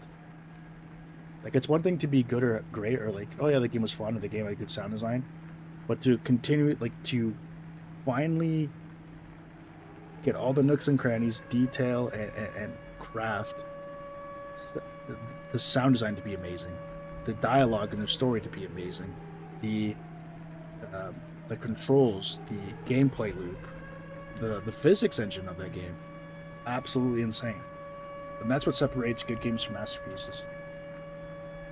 And like having good game design philosophy separates shitty, basic, mediocre, mid games to great, good or great games. So, yeah, for that one, so it's good. I was talking about Surround. Oh, I don't know. I know nothing about Surround. So,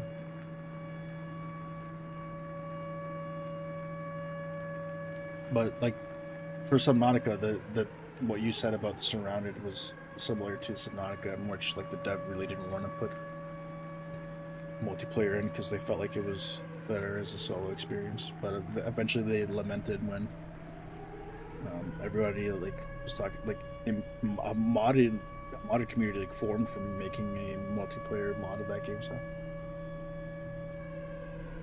let's see if I can make more ammo while we wait for the siren.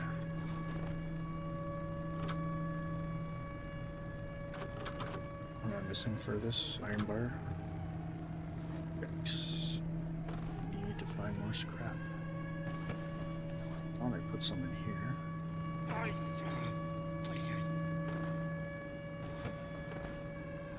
Don't have any in there. Yeah, I might have some on me somewhere. Just dump all the resources out here. That's so much plastic, it's crazy.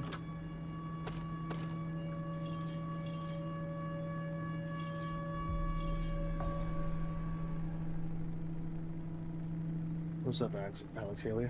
Are you excited for the community mods and the roadmap? They released a roadmap? What? They just released that now? Let me see.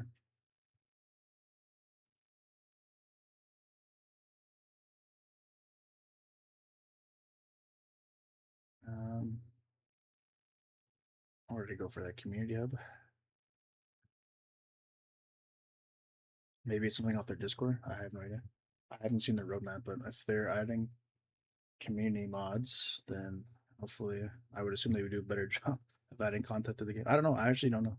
I don't know how the modding community feels about how easy it is to mod, and I can only imagine the spaghetti code at this point. I'd say at this point I'm probably more excited for community mods than I am for the dev to add new content, because at this point it looks like the modding community would do a better job of adding new content with less of a headache. But I don't know if I would go out of my way to install mods unless it was through like a Steam Workshop, because that just makes things so much more streamlined. Like I no longer have the patience, you know.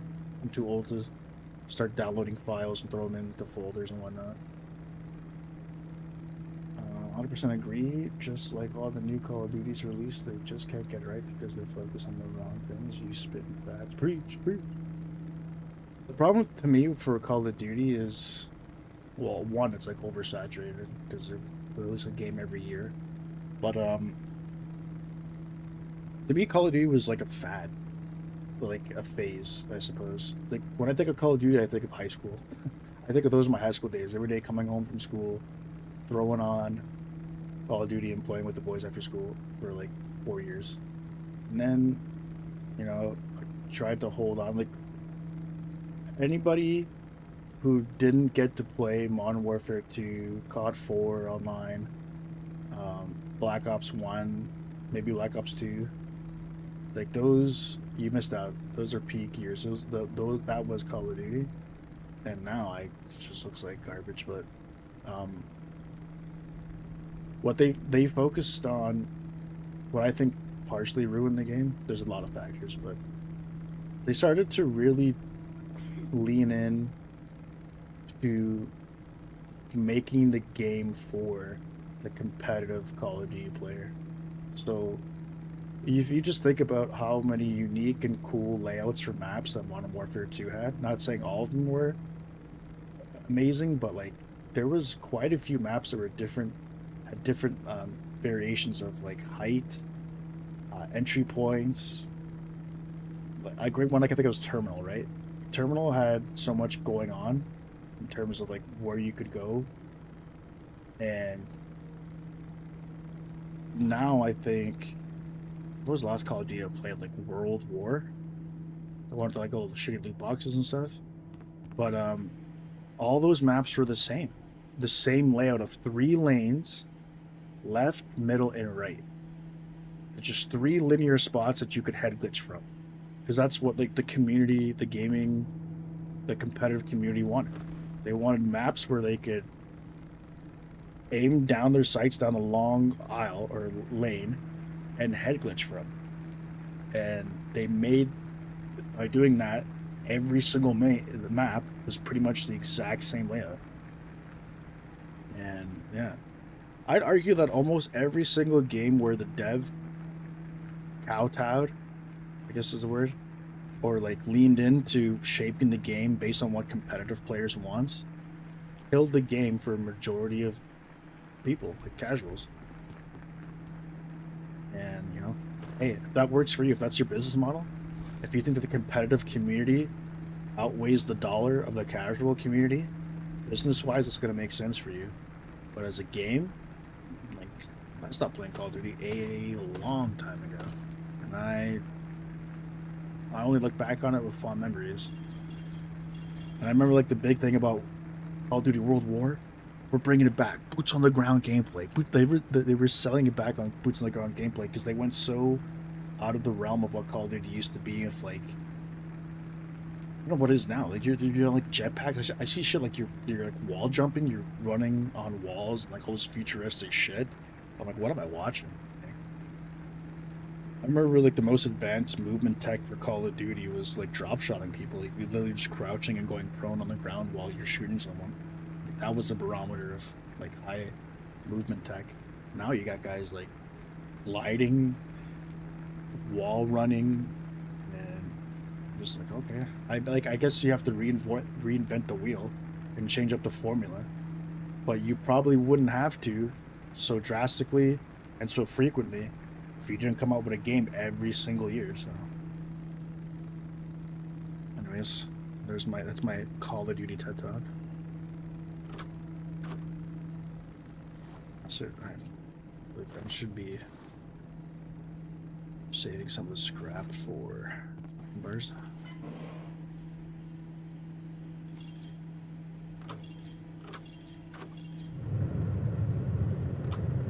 Any more here?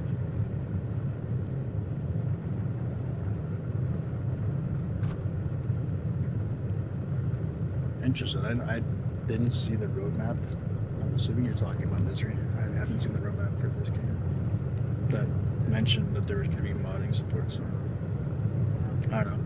It's hard for me to tell you I'm going to be excited for anything new content update wise for the game, but I'd be more receptive to like the community making the content than the devs at this point, because right now it's a bit of a cluster F.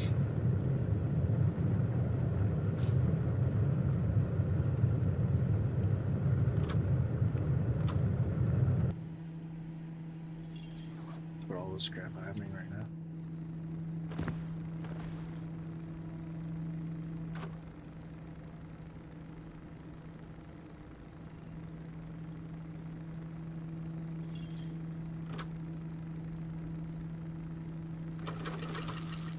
Go for some SVD. Hopefully that's enough for now. I really need to invest in more storage. Let me start dropping some of this shit off.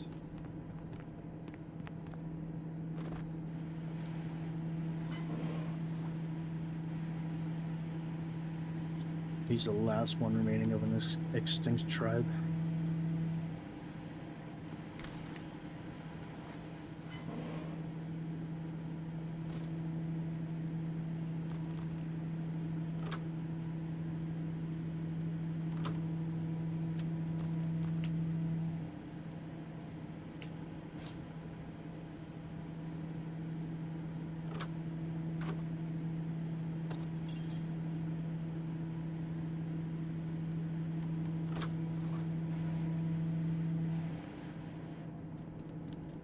More space, more space. I need a storage container with more empty space. Good luck finding one at this point.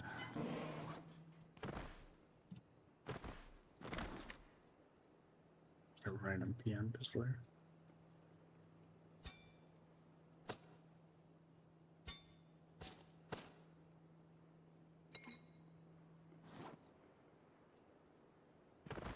I do not envy the day in which I will have to sort all this stuff out later. Hopefully that day will come far from now.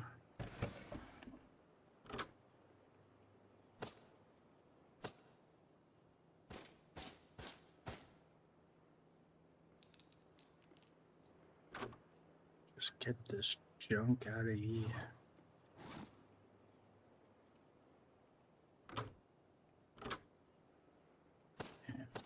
Pam. An iron shovel that deals high damage. Does that look like high damage to you? Like if we were to take this to a focus group and said, would you classify this as low, medium, or high damage? Does that look like high damage? Just asking for a friend there. I don't understand most of these flavor texts. I really don't.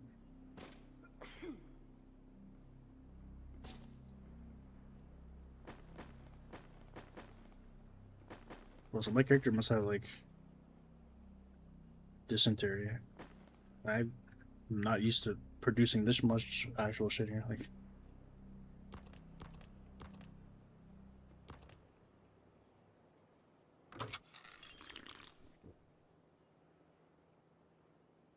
yeah, I think this is pretty good inventory wise.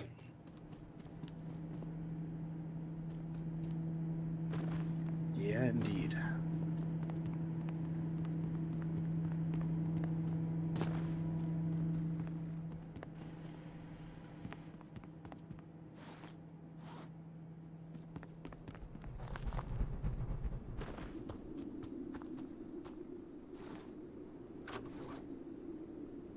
Again? Oh my.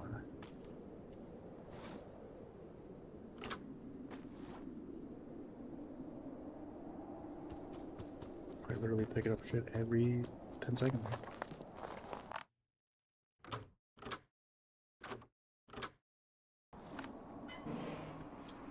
Let's take a look what's popping out here.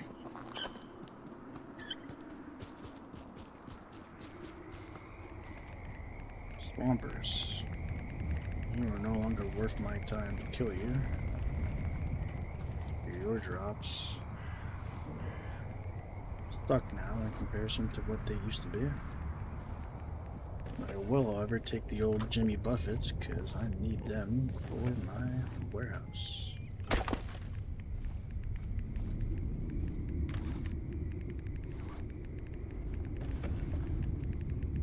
Definitely take the scrap as well. I need more scrap now more than ever. Some moldy bread.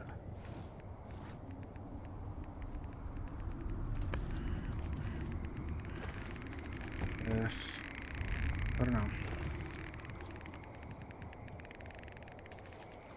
A lot of people seem to really enjoy the game. I think I might have seen like maybe 1 or 2 comments about it in a negative light. Somebody had made mention of like the color palette really looking like worn out, and like the term they used was watercolor.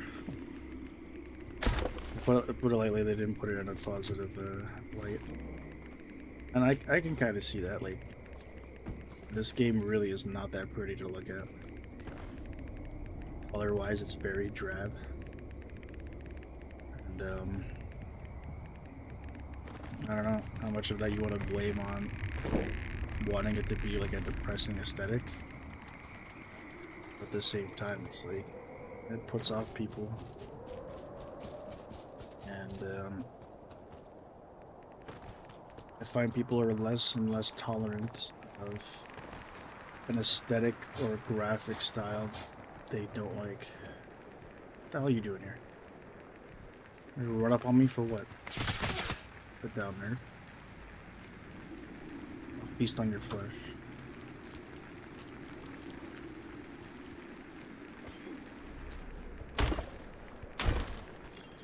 Also, I think people are just getting bored of the PlayStation 1 / PlayStation 2 aesthetic in indie games, which I don't blame them, because at this point it's kind of oversaturated. There's tons and tons of On one hand, like I don't mind it because I'm an old head. I grew up with these kind of looking graphic styles, and for me, like the game's graphics has never been, it's never gatekeeping me from enjoying a game. But I also appreciate how this kind of, I guess, graphical style boards indie devs, I guess, like ease of access or usability, so that they can focus on other parts of the game or actually be able to make the game to begin with. So while I appreciate that part of it, it's also just like it's gonna be one of those fads where every indie dev now is gonna be using this aesthetic. I've seen it so many places, so many games now that you can call Ren Slop or like the horror genre for indie games uses this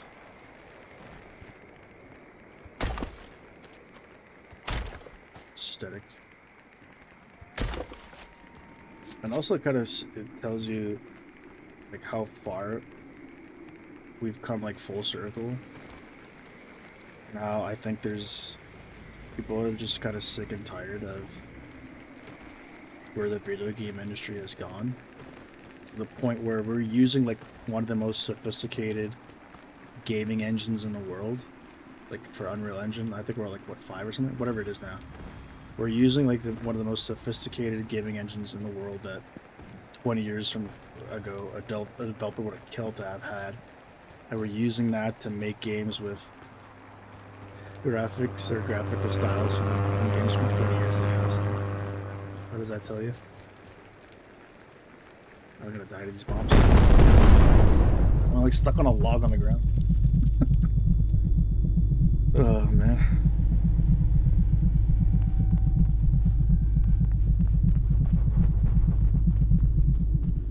They're like tracking down that log now.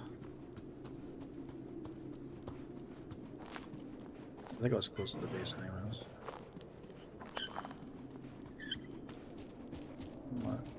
One of the least fun aspects of this game is having to track and find your dead body. Especially when one of the game mechanics is you have a limited time on a map. It wasn't even the plane, bro. It was in combination with the fact that this game, like, such a troll. Like, I'm stuck on a log. My character can't walk over a log or get around a log in time. The bomber plane just happened to hit me while I was in the vicinity of a log that prevented me from getting out of the way of the bomber plane's flight. Like, what the hell am I supposed to do? By the time I reposition myself and get out of the area, I'm still way too close in the vicinity of the bomber planes. So I'm just getting cut up by a Russian man. It sucks too because I wanted to keep the buffets. That would have been good for my bunker. And now it looks like I'm gonna have to reload the save because there's no way in hell I'm losing my gear. This is some buffets.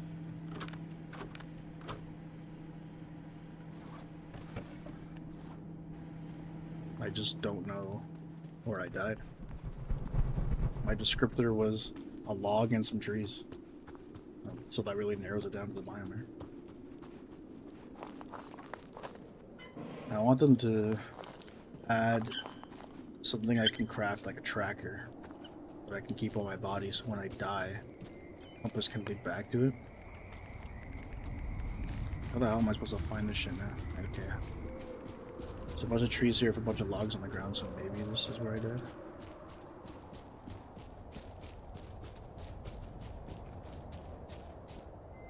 Like, getting stuck here. Like, you should be able to walk over this, but in certain areas you can't, so I don't know.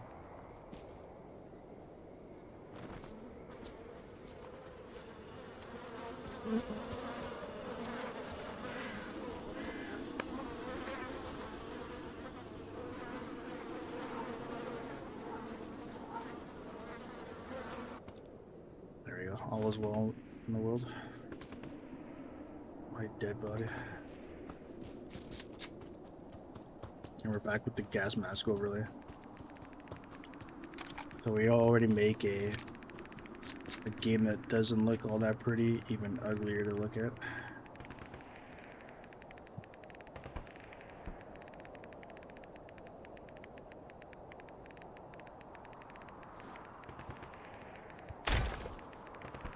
Yeah, I hate that retweet. What is going on with like these like you're seeing these like it's like drag effects, right? Like the ghost thing's not to work, but it's like Matrix slow-mo.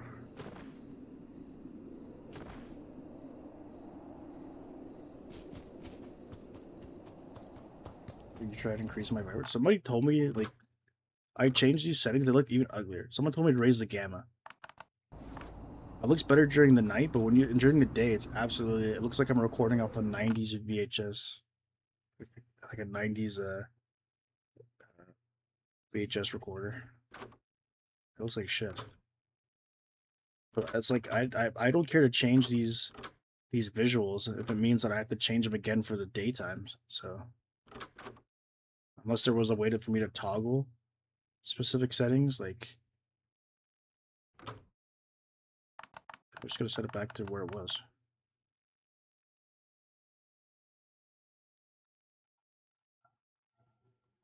Video overlays with dynamic vibrance again.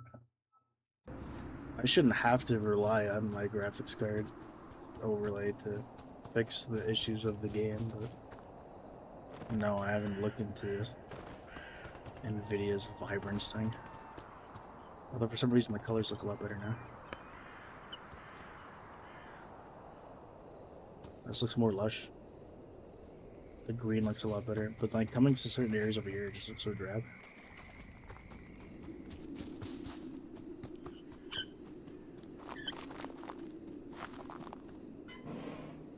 And at the same time, I think if I'm doing like reviews on the game and streaming the game, I think it'd be more fair to actually present it the way the game is, rather than selling somebody, a bill of goods.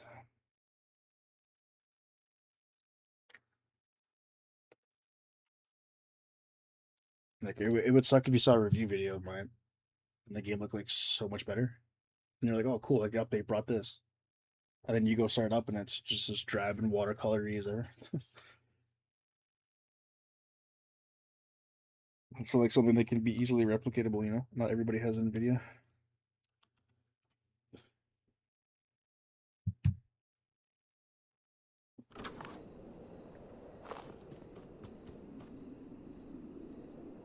Like these colors here look pretty nice.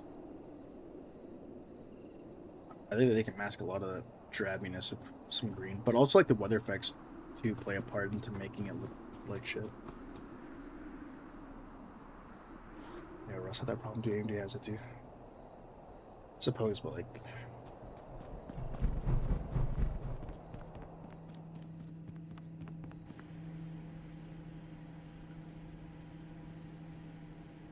It's like I put like gifts around the Christmas tree. It's a hunter suit.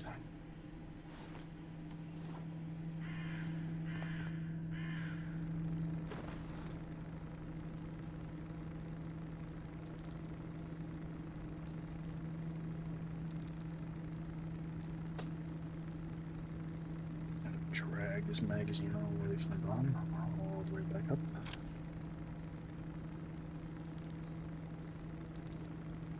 At the very least, you get 20 ammo. The SVD bullets, but only 15 for the Vel, which is another harsh reality.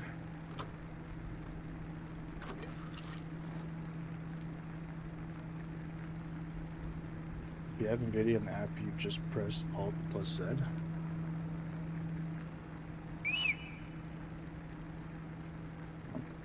working.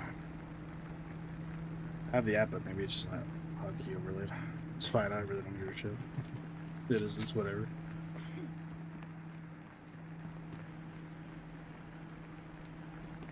Need the vibrance enhancers.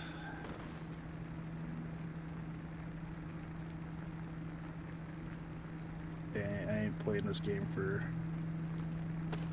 to be amazed at the graphic fidelity.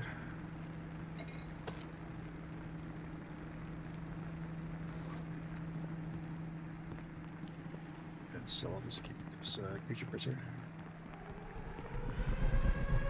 Perfect timing.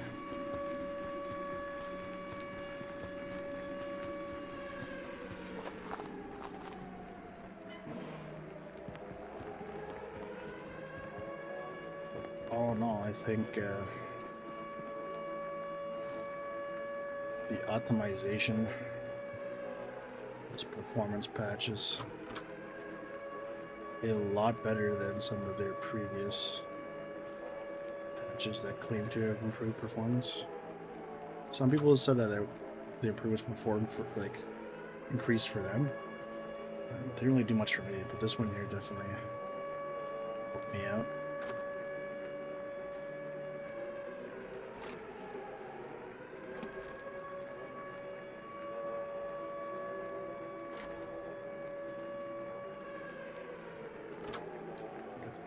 Freed up.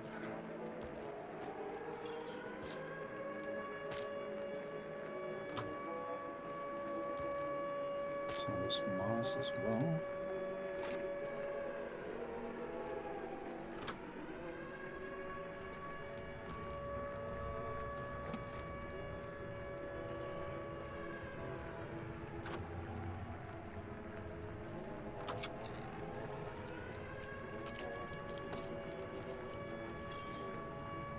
Start prepping some of this stuff for some more ammo manufacturing.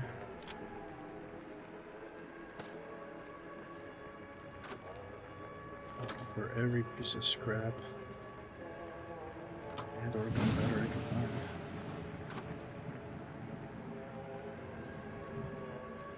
That's about it. Let's go sell this to Summer.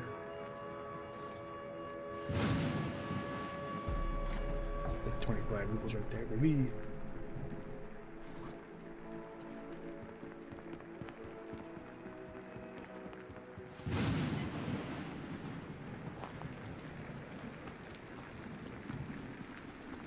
I'll get some more ammo cooking.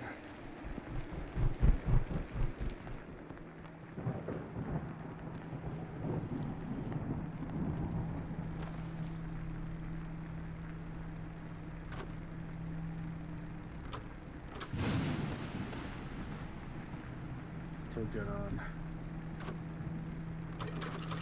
some of the cars. Gonna have to start manufacturing more gunpowder again. And luckily we have another chocolate. And while that's in there, I'm gonna take a look at. Did we grab all the gunpowder from here?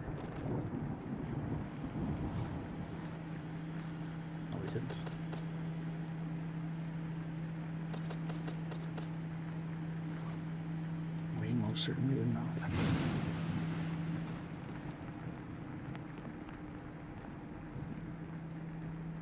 Should I leave like an angry Steam review / comment on like the update page?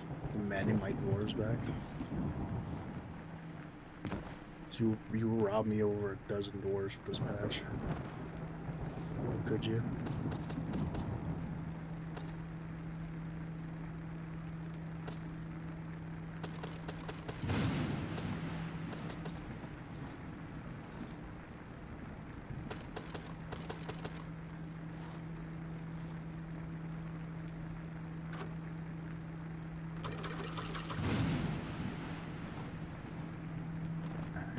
Some more scrap to turn into iron bars, and then it's easier said than done. I think I might have some out here. Possibly.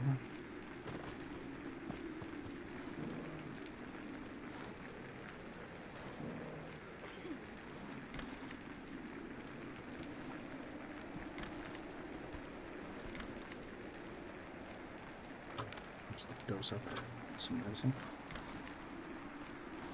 I am not finding any scrap here with sobers, so that kind of sucks. had a bucket here somewhere. Where was it?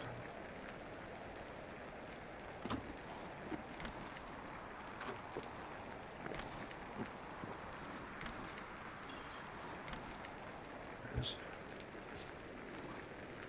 I'm putting these down in the warehouse.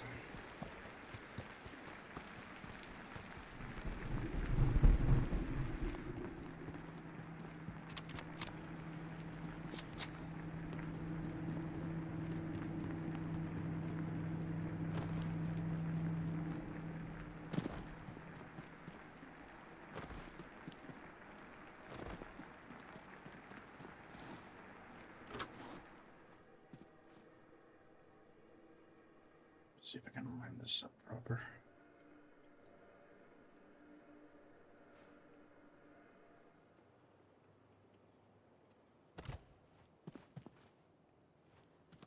It's pretty damn clean right there. It's been a while since I added some buffets to these aisles. There just me as a crack on the gas over. It looks like it's a bigger crack. Oh, look how far it extends into my screen now. It's all full durability, so I don't even know. Look how much better it is to see now. Like, at the very least, I think they should have like a toggle, like some kind of hotkey where I could just take the mask on and off. Because my God, this is like brutal to look at now. Oh, look how far the cracks on the left side extend into. It's like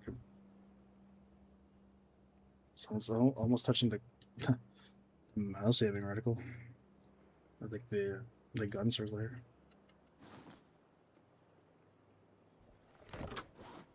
I might have to start taking off the mask every time I come inside. It's getting like worse and worse. I don't remember the crack in the mask being that big.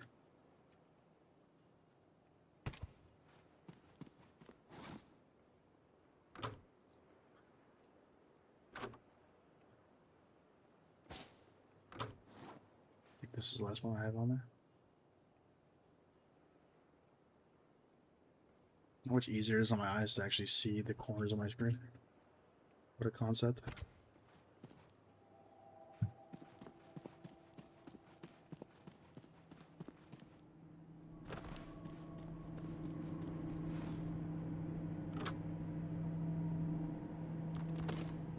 Different some of these resources again. Lord knows I keep finding ways to grab more and more.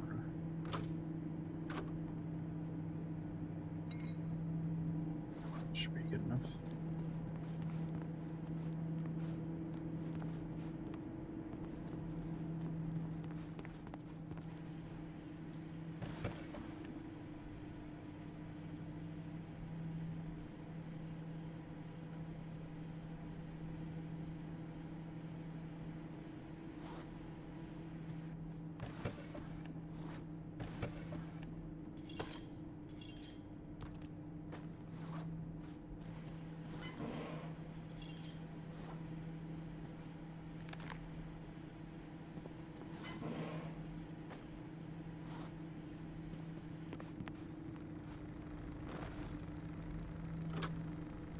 Alright, let's top her up.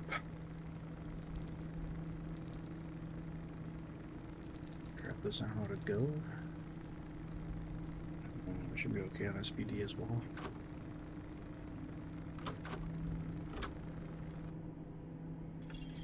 Take the scrap and might as well toss in this right here. Get some iron bars by the time I get back.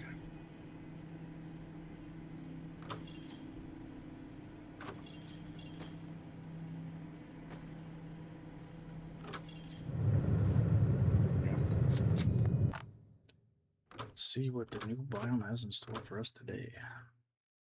Or the new day, I should say. And what the bottom is in store.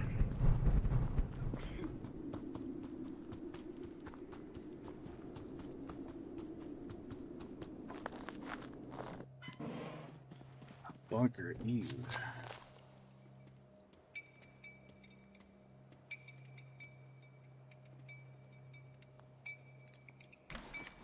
Oh. Set the opportunity for some of these boxes. That will help the warehouse tremendously.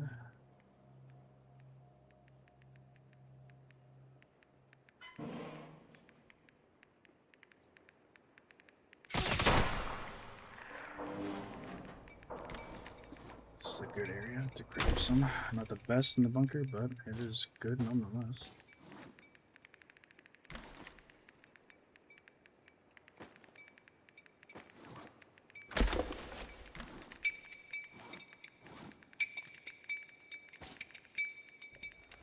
Right, put that on.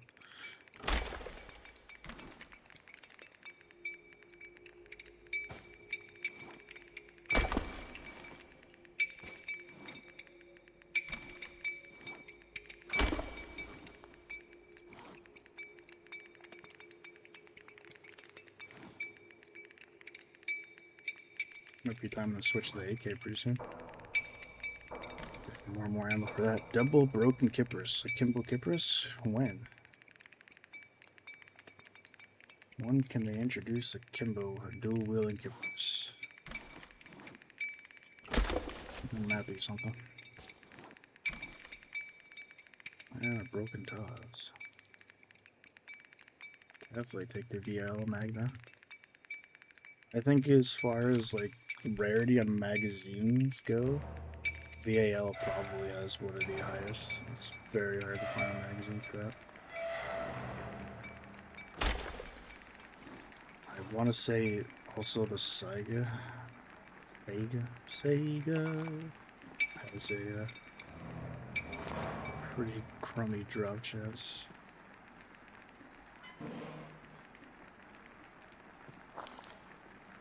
Just me in the bunker just got a lot darker. Is it really because of the map?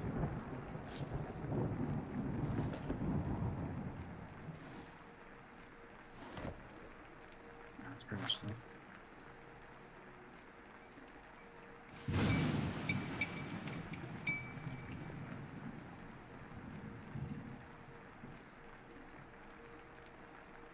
What did the game would benefit too from being able to disable weather effects? So I can't imagine that's gonna help people with their frames. I don't know if like they feel as if weather effects are all that important. At least to the extent of having an option to disable them. So the best area in the bunker, they grab a free safe. The safe also leads into full inventory. No. Pretty much have to drop the military crate to grab the safe.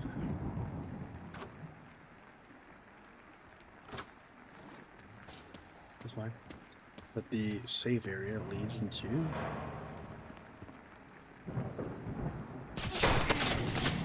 these zombies are getting way too curious now.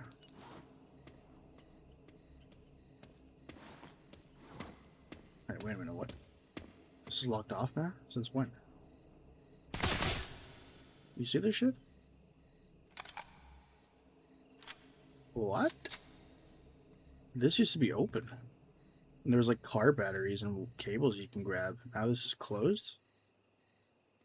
Everybody seeing this? This ain't just me, right? Like, wasn't this area always open?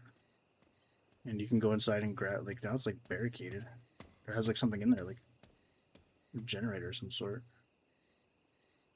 I am so confused. There's not like there's an identical area to this, is there? And I'm just like finding one that has that difference.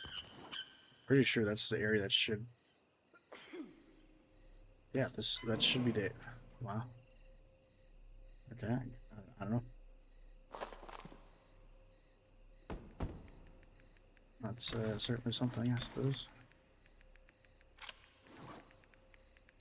Anyways, my inventory is completely full. I'll go back.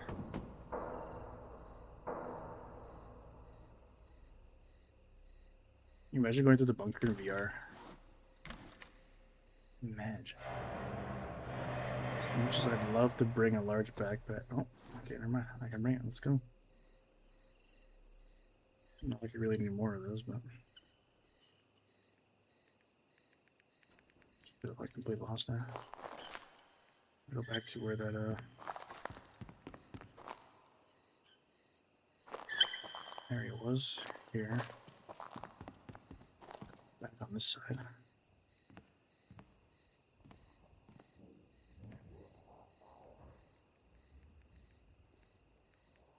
Where'd that come from? Over here, I think. Yep. My aging memory did not fail me there.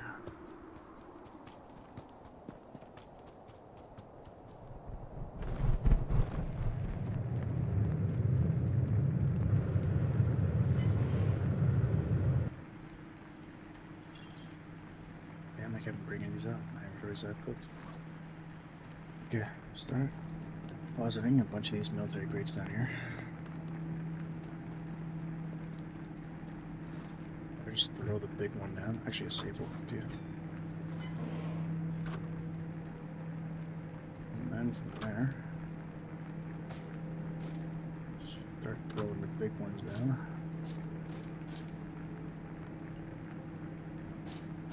Little ones will follow suit.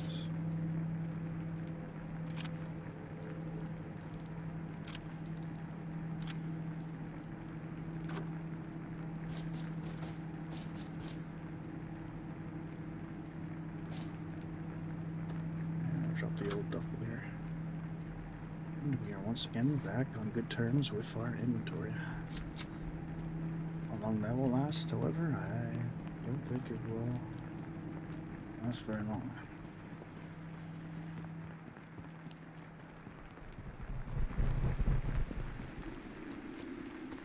We'll do one more sweep here, pick up some crates, and then probably call it a stream. I have yet another busy day ahead of me, and I could use all the rest I can get at this point, so expect not a major peak video, but just a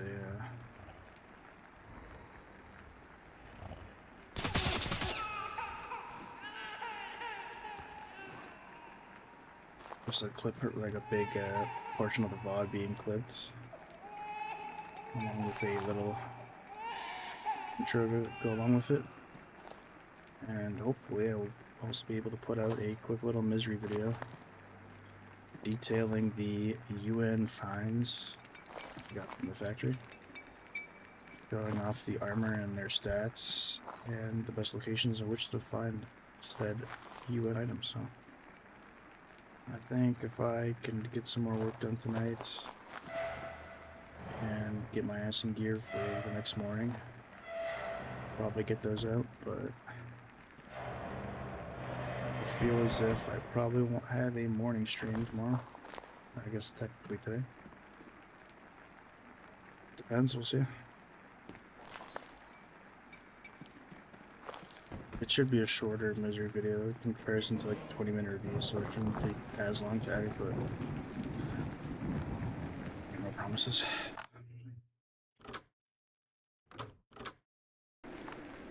Alrighty. I'm going to call it here. Solid 2.5 hours. I think, what did we stream again? We streamed like 3 hours this morning, something like that, so good solid 5 hours of misery. We got a lot accomplished. We found pretty much all we needed, I think, anyways, all the factory biome had to offer in terms of UN equipment, as well as I check out the HOTFIX they just came out with, so I'd definitely say that frames have increased. However, I'm still experiencing the dips, so I basically sacrifice my bunker dwarves for these frames. So I hope it was worth it, Dev. You killed my dwarves so I can get over 100 frames in certain areas. Some say that would be a worthy sacrifice, but I doubt the dwarf community would agree. Anyways, appreciate you guys for watching, tuning in, either during the live portion of this or if you're watching on the VOD. Appreciate you as well, and everybody leaving a comment and asking me questions. It's definitely been an interesting ride the past week with all the support I've gotten from the Misery community, and it is greatly appreciated. But until then, I will see you tomorrow. If I don't do a morning stream at 11 a.m. Eastern Standard Time, I will definitely be there for an 11 p.m. Eastern Standard Time stream. So, and if you can catch me during those times, again, every stream gets uploaded to YouTube, so you can catch the VOD. Take it easy, everybody. Thanks for watching.